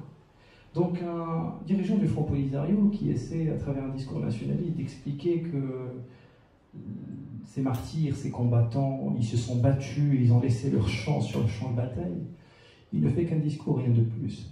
Rien ne prouve que il y a une nation, justement. D'accord? C'est justement ce que je voulais vous dire. Juste pour que vous puissiez... Voilà. Voilà, la Tir Bouassa, je suis enseignant universitaire. Vous avez dit en fait, le Polisario, ils ont une stratégie. D'abord, ils pensent toujours qu'ils sont victimes. La deuxième chose, la propagande. Voilà. La troisième chose, ils essayent par tous les moyens de diaboliser l'image du Maroc. Voilà, en tant que Marocain, des fois on tombe dans ce piège-là, on tombe dans la propagande. Le Polisario, le Front Polisario, en fait, n'est pas un État. C'est rien, en fait. Il n'est même pas une association. C'est une association qui n'est pas enregistrée juridiquement. Alors, vous pensez, quand le Maroc il a essayé de négocier, de dialoguer avec ces personnes, est-ce qu'il a fait une erreur? Parce qu'au niveau juridique, selon des avocats compétents internationaux, le Front Polisario n'est même pas une association enregistrée.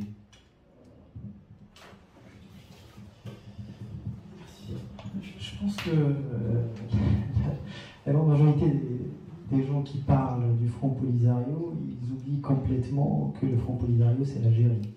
Ça, c'est ma vision. D'accord? Et ce mouvement, il est mis en place par l'Algérie pour défendre ses intérêts dans la région. D'accord? Juste pour revenir en fait à ce que vous avez dit, tout à l'heure dans mon projet, j'ai expliqué comme quoi la race, c'est pas un État. Parce que pour être un État, il faudrait avoir un territoire, une population, un gouvernement effectif. Et ils ont mentionné aussi qu'ils sont un État souverain.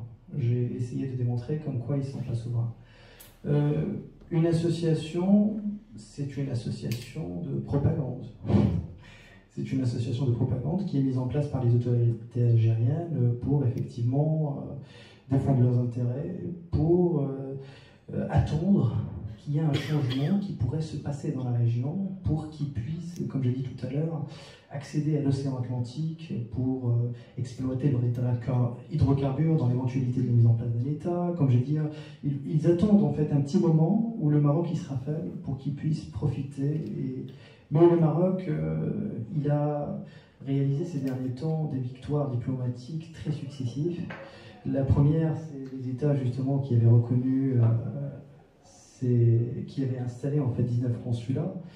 Donc c'est combien 22 maintenant. 22, oui. Donc ça prouve justement que voilà, que le Maroc est en très bonne voie et que ce conflit, que le Maroc il a gagné en fin de compte. Voilà, pour paraphraser James Baker, parce que James Baker il a dit auparavant que le Maroc il a déjà gagné. Voilà. Concernant les relations entre le Maroc et l'Algérie, je crois que c'est très complexe. Il ne reflète pas seulement les intérêts économiques. L'Algérie veut affaiblir le Maroc, cherche une porte atlantique. C'est compliqué. C'est compliqué. D'abord, il y a des comptes à régler depuis 1963.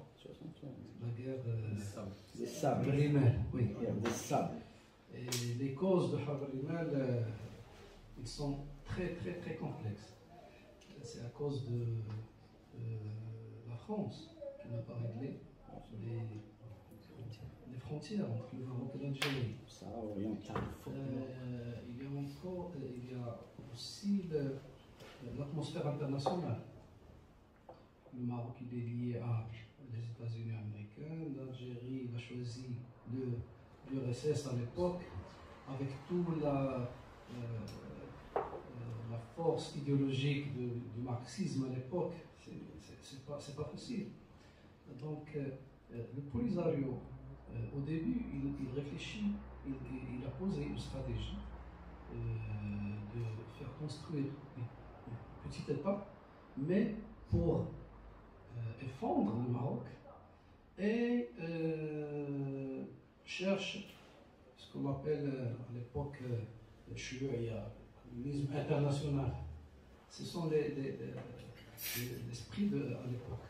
Maintenant, les choses sont différentes. Il y a un régime militaire qui a une stratégie d'affaiblir toujours le Maroc, parce qu'il croit que vraiment le Maroc c'est un État historique, il a les traditions d'État, et il sait très bien que l'Algérie avant 1880 n'existe pas comme un État. Il sait très bien, c'est la même chose avec l'Espagne. L'Espagne n'oubliera jamais qu'il y a 10 siècles, le Maroc. L'Espagne, toujours l'histoire, il y a des choses, on ne peut pas les comprendre sans retourner à l'histoire. Merci. Pour rebondir sur le même sujet, vous pouvez. Deux points que je voudrais rebondir sur l'Algérie et la reconnaissance de l'Algérie, puis sur l'histoire de la nation. Je ne partage pas entièrement. D'abord, pour ce qui est de l'Algérie, le Maroc a reconnu, bien sûr, des États comme l'Algérie, comme la Mauritanie, mais le Maroc ne les a pas déclarés dans l'esprit d'un État contre un autre. Il a déclaré l'esprit, le rêve maghrébin. Le Maroc, depuis l'indépendance, quand il a eu son indépendance, les Marocains, à l'époque, les nationalistes marocains, avec les nationalistes algériens, rêvaient rêvé avec l'inceste sahraoui à l'époque, qui venait aussi, qui défendait la marocanité et qui défendait, bien sûr, lutter contre l'occupation, rêvait d'un rêve. Le rêve ديال الناس اللي عاشوا الاستقلال شنو هو المغرب الكبير المغرب العربي. C'était un rêve. Donc quand il a reconnu le Maroc, l'Algérie, راه بحال دابا l'Allemagne ou la France, ils ont l'Alsace متفقين واخا l'Alsace دوزو des siècles de lutte et de guerre pour qui contrôle l'Alsace. Par la suite, l'esprit, l'intelligence humaine a évolué vers une Alsace. Finalement, oui, c'est un drapeau français, mais pratiquement partagé, pratiquement. Donc le rêve, à l'époque, rêvait le nationaliste il y a 60. Ce qui est extraordinaire. À l'époque, ils avaient ce rêve d'intégration totale au niveau du Maghreb. Et on continue à investir dans ce rêve. La constitution de 2011, la dernière constitution, elle place les priorités marocaines et la diplomatie marocaine prioritairement. Et elle place le rêve maghrébin en tête d'affiche. L'Europe, l'Afrique, l'islam, il place priorité, la constitution, elle place le rêve maghrébin. On continuera à rêver de ce Maghreb. C'est pas parce qu'il y a un régime algérien aujourd'hui qu'on va se dire que l'Algérie, elle sera toujours nos ennemis, ils seront toujours. Ce rêve, on va continuer et on va le transmettre à nos enfants. Parce que le Maroc a l'histoire ancestrale qu'il porte, un des devoirs par rapport aux autres. Parce que les autres, peut-être, ils n'ont pas l'histoire à transmettre. Le roi du Maroc, Amir Mouminine, a ce rôle, a ce devoir de continuer à transmettre ce rôle. Vers même l'Afrique subsaharienne, vers le Maghreb, il continuera à porter le rêve collectif, Inch'Allah, un jour ou l'autre. Le jour, vous savez que quand le Maroc a reconnu la Mauritanie, pour l'anecdote, Hizb Istiqlal à l'époque, qui avait encore, n'a pas voulu reconnaître. Sa Majesté à l'époque avait nommé un ambassadeur en Mauritanie. Hizb Istiqlal, pardon. Parce qu'il est pour dire, mais avec le recul, on voit que le rêve, donc ça, même les provinces du Sud, ils font partie de ce rêve. Quand on parle d'autonomie, on parle d'un rêve humain. Quand on voit l'intégration européenne, et on ne peut pas imaginer que le Sahara occidental, pour revenir à la nation, parce qu'on parle d'un État, mais chez le Sahara, on parle d'un État, le Sahara occidental. C'est un cas où le peuple sahraoui qui est le Sahara occidental. Alors que on ne peut pas imaginer, s'il y a un peuple sahraoui, c'est un peuple nomade, c'est un peuple qui circule. Si on parle d'un Sahara, le Sahara, l'Atlantique, c'est le massacre. Si on parle d'un Sahara, mais comment on peut imaginer, non, un État, qui est le Sahara occidental, mais si le reste. Le Maroc, s'il a accepté même, et aujourd'hui on ne parle plus du Sahara de l'Est, le Sahara oriental,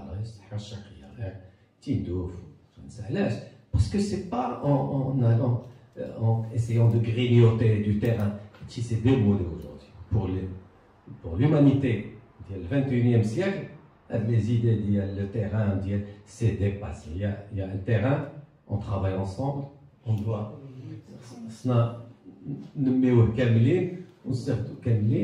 pour le bien de la population. C'est l'exemple, je reviens de l'exemple de l'Europe, ou l'Europe, l'Europe d'Alsace, l'Alsace.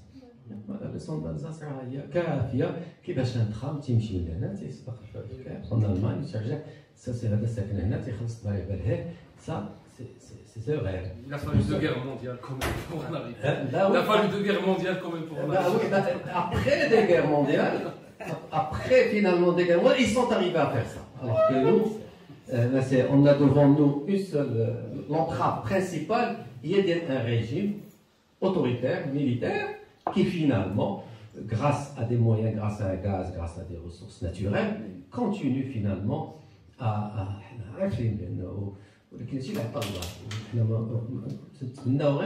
tout ce qu'on espère le bien pour l'Algérie Et on est en train d'observer ce qui se passe en Algérie. On se dit, c'est quand même notre voisin de l'Est. Et on voudrait pas que ça retentisse sur la population au niveau du Maroc. Donc, l'histoire de la nation avec un terrain, avec un peuple, le fait de le cerner un territoire occidental, déjà, c'est une contradiction flagrante. Le reste, le rêve maghrébin, on doit continuer à le porter. Il y a juste, je peux juste dire un mot. Vous avez parlé qu'une nation, qu'un État, c'est un peuple, c'est un terrain, c'est une population et un gouvernement. Moi, j'ai dit que déjà dans la conception de l'idée d'un État sahraoui, le fait de le cerner occidental, alors que le Sahara, il va au-delà. Donc, le fait de le cerner, le terrain est une contradiction, puisque les populations, les relations, les populations entre les nomades, de toute façon, on sait comment c'est les relations.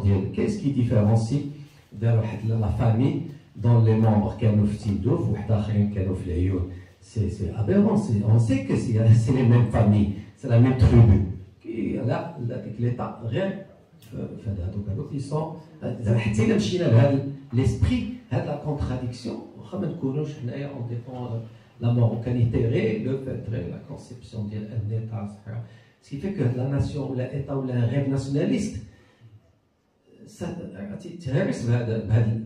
la réalité géographique qu'on voudrait mettre. C'est. Oui, juste tout à l'heure. Il faut impérativement que je commence. Là, vous avez parlé, vous avez dit que le Front Polisario a créé un État. Un État. C'est-à-dire la race. À proclamer la race. Je ne pense pas que c'est le cas. Je vais vous expliquer pourquoi. Parce qu'en fait, le Front Polisario, au départ, lorsqu'il a vu le jour, il était créé par des étudiants. Des étudiants qui étaient influencés, qui étudiaient à l'université de Rabat, qui étaient influencés par les discours émancipateurs de la révolution latino-américaine. Et ces gens-là, en fait, ce qu'ils voulaient justement, c'était trouver une solution à leurs problèmes. Parce que j'ai l'impression, eux, ils ont l'impression qu'ils n'étaient pas écoutés. C'est ça. Donc, c'est ce qui a fait que l'Algérie, elle a profité de la situation pour se rapprocher de ces populations-là, pour créer effectivement un État. Et là, je reviens sur ce que vous avez dit. Oui, effectivement, tout à fait. Il y a toujours un règlement de compte, en fait, dans ce genre d'histoire. Ce n'est pas le Front Polisario qui a créé un État. Le Front Polisario, au moment de sa création, il n'avait pas les moyens pour créer un État. C'est-à-dire, c'était un groupe d'étudiants qui n'avait même pas la capacité pour faire la promotion de sa cause sur le plan international. Ils ne pouvaient même pas rentrer en contact, par exemple, avec les Marocains du Nord, ou avec, pas les Marocains du Nord, mais avec, par exemple, le Sénégal. D'accord ? Un État qui est africain, qui est juste à côté. Donc, ce sont les hauts responsables algériens qui faisaient des grandes études, en fait, à l'époque, en France, qui faisaient de l'histoire, du droit international, qui avaient suggéré justement aux dirigeants du Front Polisario, et qui travaillaient au gouvernement, qui avaient suggéré justement aux dirigeants du Front Polisario de se transformer en État, pour se départir de qualité de simple rebelle et être en phase avec la résolution 1714. Je voulais juste, en fait. Et puis, par rapport à ce que vous avez dit aussi. Ah, c'est parfait alors.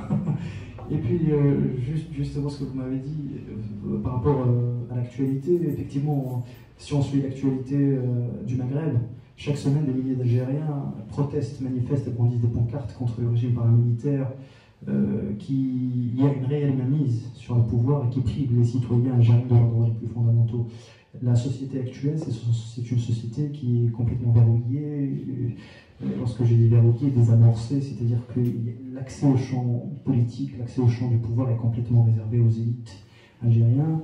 Et c'est le même cas d'ailleurs en Front Polisario, le pouvoir est complètement réservé aux élites. Donc soyez sûrs et certains que cette situation elle va changer avec le temps. Et je vous donne la certitude que le régime paramilitaire il va pas réussir à survivre. Oui, je vais être très très rapide parce que j'ai une réunion, j'ai deux points. Deux points. Non, c'est pas la peine. Le premier point, c'est d'abord, je remercie Walid pour le travail qu'il a fait, qui est un travail académique. Donc forcément, c'est une approche à partir d'une analyse scientifique du réel, de l'existant, qui rentre naturellement dans son travail. Moi, je pense que c'est un premier départ pour faire une deuxième rencontre sur la question du Sahara, non seulement la placer dans un contexte historique global, le plus exhaustif possible, et puis avec les perspectives, ce que notre question nationale va devenir, sachant qu'aujourd'hui, nous avons énormément de cartes entre nos mains, et en termes de rapport de force, nous nous présentons quand même dans de bonnes situations. Mais attention, nous n'avons rien gagné. Vous avez vu nos meilleurs alliés, notamment les Américains. Chaque fois, c'est nous qui nous ont posé des problèmes. James Baker, c'est un républicain. Logiquement, il devrait être un de nos alliés. Non, c'est lui qui nous a mis des bâtons dans les roues. Christopher, un républicain américain, qui nous a mis des bâtons dans les roues. Le dernier, ancien président de la République fédérale d'Allemagne, qui nous a posé des problèmes, etc. Donc il n'y a rien qui est gagné sur cette histoire. Il faut être très très vigilant. Ce combat, moi je dirais cette guerre, n'est pas gagnée. Et nous sommes en train d'avancer. Pourquoi? Parce que nous avons un développement depuis que Sa Majesté Mohamed VI est arrivé au pouvoir, d'abord sur le plan interne, parce que notre pays s'est démocratisé, parce que nous avons créé des relais de croissance économique, parce que nous luttons contre la pauvreté de jour en jour, parce que nous créons les conditions objectives pour que le peuple marocain soit maître de ses affaires. Et la notion de l'autonomie élargie au niveau de nos provinces du Sud s'inscrit dans cette politique globale qui est une véritable politique de décentralisation avancée. Donc si vous voulez, moi je suis prêt à contribuer à une réflexion dans une deuxième rencontre en partant du travail qu'a fait Walid, que je remercie et que je félicite. Lui c'est un chercheur, moi je ne suis pas un chercheur, donc au mieux j'ai des idées à donner, de temps en temps je peux être polémiste, c'est bien aussi. Et donc ce qui m'intéresse, c'est cette réflexion-là. Deuxièmement, il y a un deuxième point qui pour moi est très important, c'est la dichotomie entre la notion de nationaliste et de patriote. Nous sommes des patriotes avant tout. Vous parliez de l'Algérie, etc. N'oubliez pas le 2 mai 1958, avec la conférence de Tanger, où il y avait Hizb al-Istiqlal, il y avait le FLN, il y avait Hizb al-Dostor de Tunis. On n'a jamais parlé, nous, de nationalisme. On a toujours parlé du Maghreb. Ceux qui sont opposés à ça, c'est la politique expansionniste des Algériens, enfin des Algériens, du régime algérien depuis Vous parliez de la guerre des sables, en fait c'est avant. C'est le coup d'état de Boumediene, parce que c'est bien avant. Ça a commencé en fait par ce qu'on appelle le clan d'Oujda. Okay, et Bouteflika naturellement, qui était un des rejetons du clan d'Oujda, qui a oublié que s'il parle bien l'arabe, c'est parce qu'il a été éduqué au Maroc et parce qu'on lui a enseigné l'arabe, parce que tous les autres ne savaient même pas aligner 3 phrases en arabe, parce qu'ils sont des rejetons de l'école française. Et donc tout ça, ils l'ont oublié. Bref, je ne vais pas être mais je dis tout simplement, s'il y a, moi je pense, et ça c'est un appel Sidris, je sais qu'il écoute, etc. C'est un excellent. C'est l'exposé d'Yelsi Walid Dialna. C'est un super tremplin vers. Parce que là, on est sorti quand même du sujet. Hein, vous m'excusez. Donc, c'est un excellent tremplin, peut-être pour recadrer, recentraliser un échange et un débat sur la question de Sahara al-Maghribiya, mais avec des extensions sur ce que peut être un véritable maghrébin. Et puis même la CDE, on peut parler de l'Afrique de l'Ouest, on peut aller beaucoup plus loin, parce qu'aujourd'hui, je pense que le Maroc, quand même, va de plus en plus occuper une place stratégique sur l'ensemble de l'Afrique. Voilà, je suis désolé, j'étais un petit peu long, mais... Pour répondre à Sergei, bien sûr. Oui. considère cette rencontre comme une salade. Il y aura des conférences, Inch'Allah, avec des grosses pointures. L'un des fondateurs du Polisario a dit, Inch'Allah, on a une université juste pour vous en dire, coopération avec Sioué. Juste pour vous dire. Vas-y. Non, la deuxième chose, la société civile. C'est vrai. On n'a pas encore gagné justement les batailles de la société. C'est pourquoi je vous appelle, tous les Marocains et les Marocains, de voir comment justement faire, fructifier vos réseaux. Vous êtes partout, au moins dans la région de l'Est, peut-être dans toute la France, et on essaye de travailler. D'ailleurs, on aura un événement culturel à Nancy, ça entre dans ce cadre, mais on aimerait bien avoir des événements de manière continue et avec une grande persévérance, justement pour gagner la bataille de la société civile. Merci, Saad. Moi, j'ai oublié, donc je tiens aussi à vous remercier, Sidris, de nous ouvrir tout le temps les portes, vous représentez vraiment le nouveau image de l'administration marocaine. Sincèrement, nous, on est vraiment contents de tout ce que vous faites. Juste pour le fait de nous ouvrir vos portes et d'être disponible, sincèrement. Deuxième chose, j'ai entendu parler tout à l'heure les deux messieurs donc, qui nous honorent de leur présence. Oui, c'est juste, je vous dis, à chaque fois, c'est pas pour vous manquer de respect, je me permettrai jamais, mais juste à chaque fois que j'entends de la propagande, ça me fait de la peine, sincèrement. Le discours qui est établi, c'est un discours qui est dépassé. On n'a rien ramené avec. On n'a rien ramené avec ce discours-là. Ils sont toujours là pendant 45 ans. On est toujours là. Il y a des pays qui la reconnaissent. On est ici. Ça ne nous a rien ramené de nouveau. Il faut une autre dynamique. Il faut changer de discours. Il faut, comme maintenant, comment on va. Il y a le roi. Il fait son travail. Il y a le ministre des Affaires étrangères. Il fait très bien son travail. Il y a M. Hill aux Nations Unies. Il fait très bien son travail. Nous, on aimerait bien que le Parlement aussi fait quelque chose. Il ramène quelque chose. On veut des actions concrètes. Moi, ça me fait de la peine lorsque je vois M. Othmani, le Premier ministre, à chaque fois qu'il fait un tweet, il le supprime après. Parce que je ne sais pas, si on ne gère pas ça, on laisse les gens qui savent gérer ça. C'est le ministère des Affaires étrangères, même s'il n'est pas élu, ça me fait mal pour aller un pays démocratique. Mais là, maintenant, c'est un concours de circonstances où c'est les personnes qui gèrent qui doivent être au poste clé. C'est tout. Le monsieur Othmani, je suis désolé de le dire, il ne gère rien du tout. Il devrait arrêter de parler de ça. C'est tout. Comment se fait-il, s'il vous plaît, qu'on accueille le président du Hamas? Comment se fait-il qu'on l'accueille? On dit que l'Iran, c'est eux qui ont donné des armes au Polisario. On l'a dit dans toutes les instances internationales. On l'a dit. Et le monsieur qui est armé par l'Iran, on l'accueille, on lui ouvre les portes. C'est pas possible. C'est pas crédible. C'est pas crédible. Devant les opérateurs internationaux, c'est pas crédible d'avoir ce. C'est soit ça, soit ça. C'est pas. C'est un des deux. Il peut y avoir des finesses. Il peut y avoir des finesses diplomatiques. Il peut y avoir d'opinion. Oui. Moi, c'est mon opinion. Je l'exprime. Bien sûr. On t'explique aussi. Oui. Il y a des choses, il y a des changements, il y a des règlements, il y a des messages à faire passer. Quand même, il ne faut pas se fixer sur le. On pourrait inviter. Non, oui, mais c'est sous couvert de. Oui, on pourrait. Oui, je sais très bien. On pourrait inviter.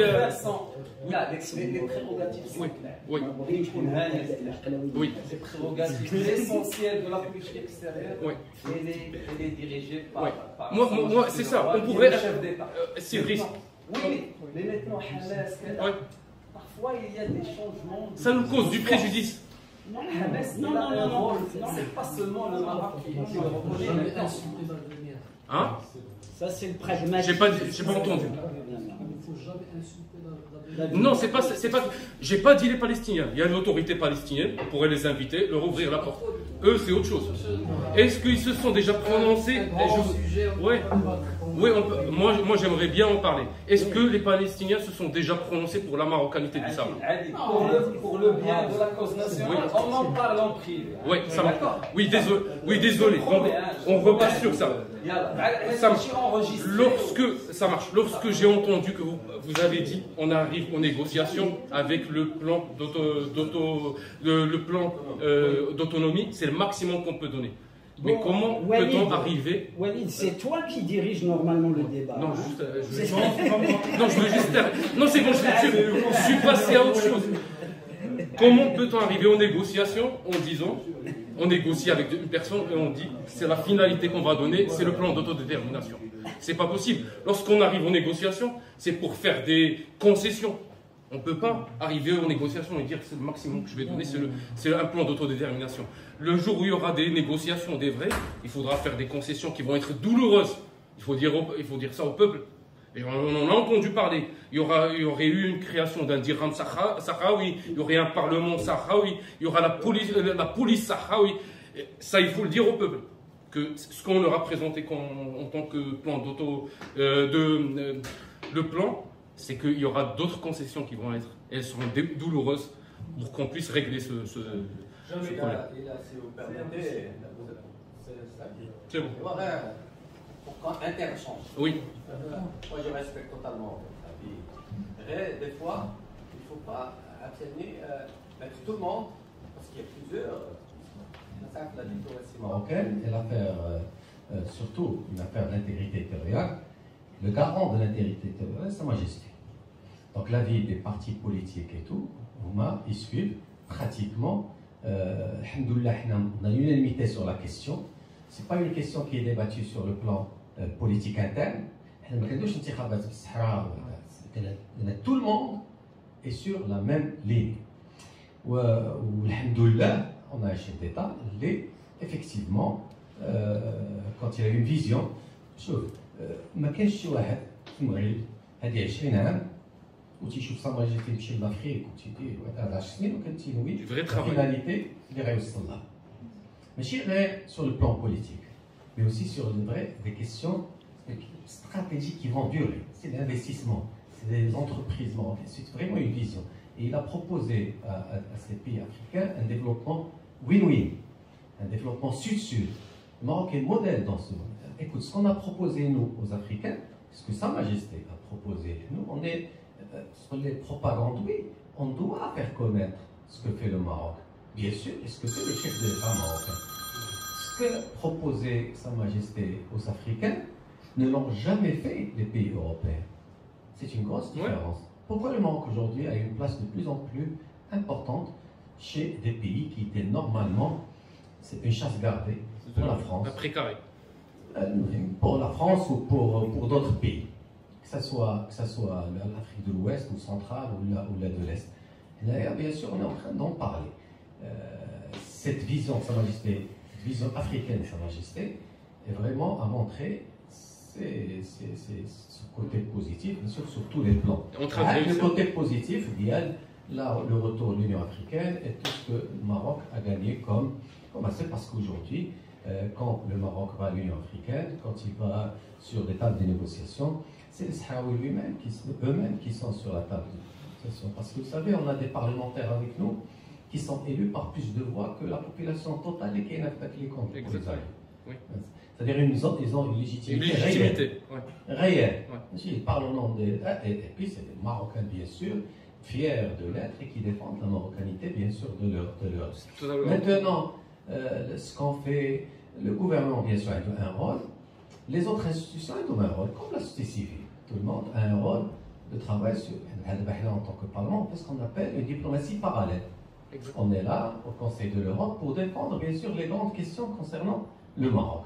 Alhamdoulilah, ici à Strasbourg, si vous voyez un petit peu les rapports le Conseil de l'Europe sur le Maroc, vous allez voir que sur ces questions-là,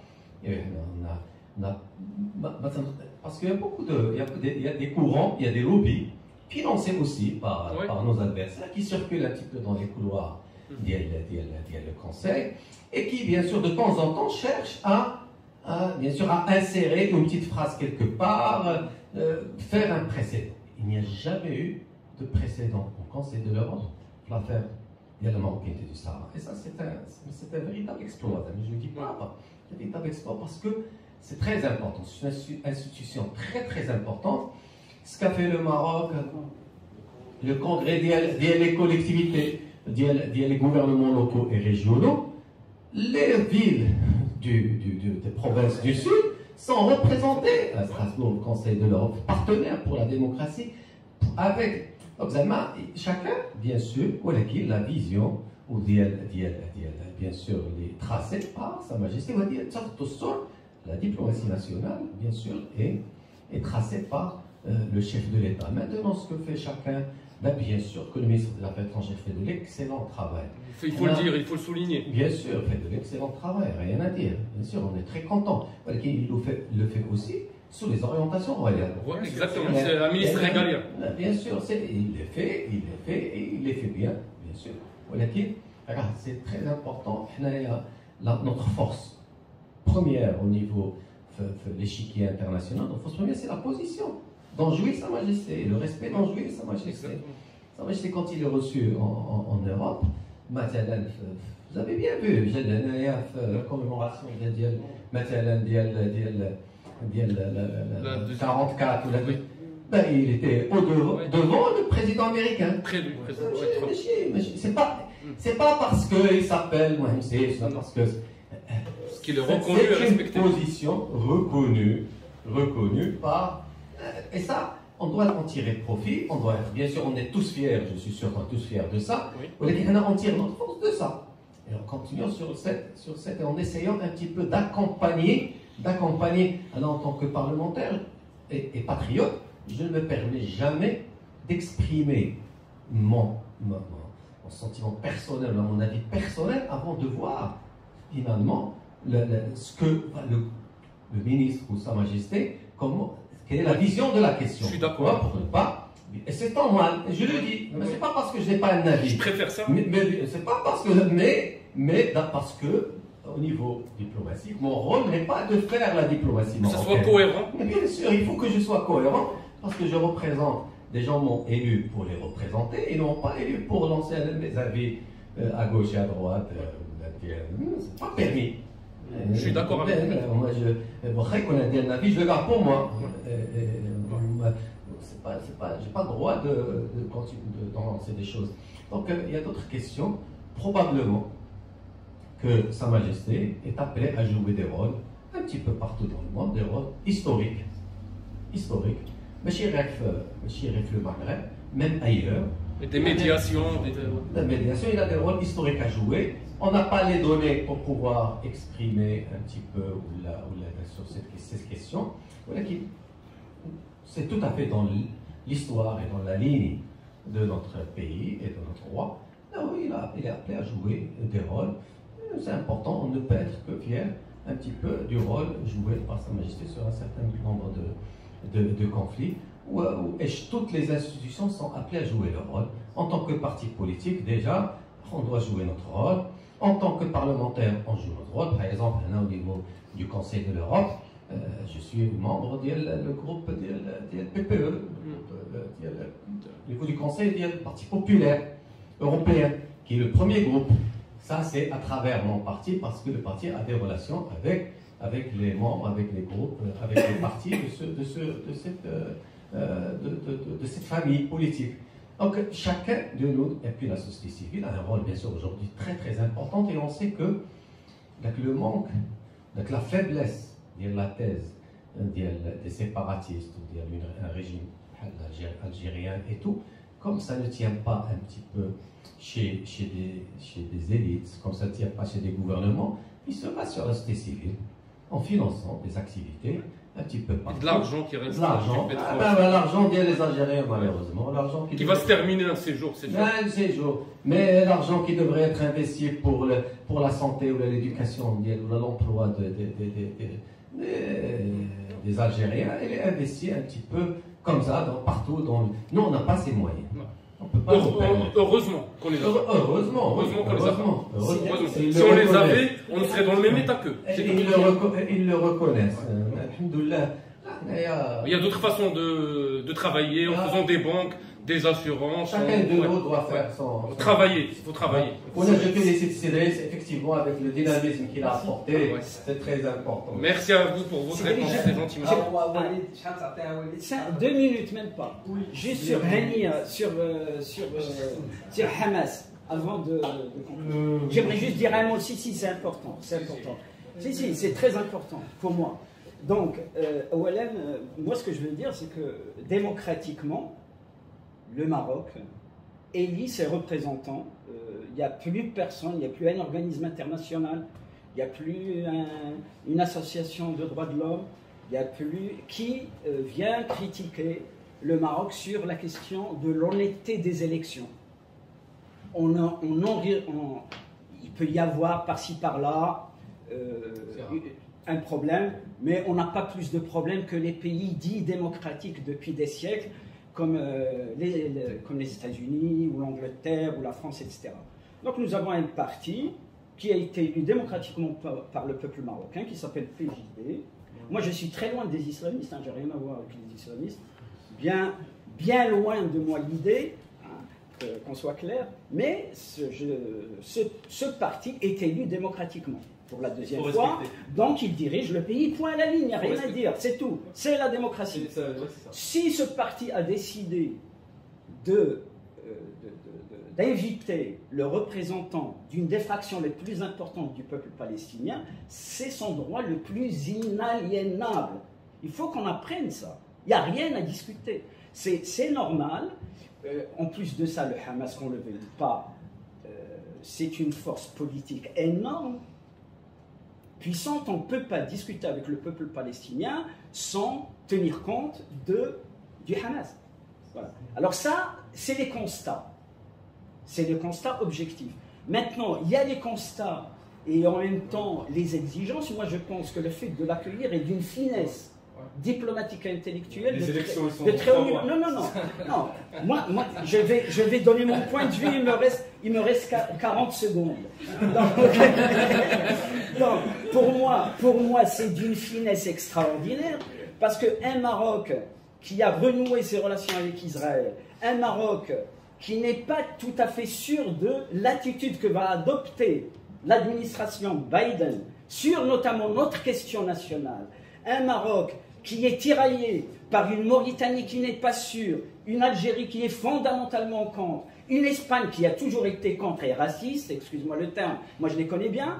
Donc, c'est normal que nous, on puisse montrer qu'on est une puissance incontournable dans un débat qui intéresse beaucoup plus notre petite région, mais qui est hyper important au niveau international, à savoir le Moyen-Orient. Et aujourd'hui, on démontre que nous, on n'a peur de rien. Vous savez, quand Hassan II avait reçu Shimon Peres, qu'est-ce qu'il disait? Son message, c'était aux Américains. Il leur disait, vous êtes qui? Moi, je peux recevoir chez moi qui je veux. Parce que j'ai la capacité pour le recevoir. Je veux rester poli. Parce qu'au Maroc, on utilise une expression un peu plus pensée. Vous voyez ce que je veux dire? Donc aujourd'hui, ce qu'on dit aux Israéliens, ce qu'on dit aux Américains, et je finis, c'est que nous, on a aussi, de la même manière, et voilà, en respectant la démocratie dans notre pays, parce que les partis qui dirigent sont des partis qui sont élus démocratiquement. Point. Voilà, je suis désolé. Bravo, Abdel. Voilà, non, mais je suis désolé. Merci beaucoup pour votre participation et surtout merci pour toutes ces questions et toutes ces réponses. Et je vous remercie encore une fois d'être venu et pour une prochaine fois, Inch'Allah. Merci. Merci.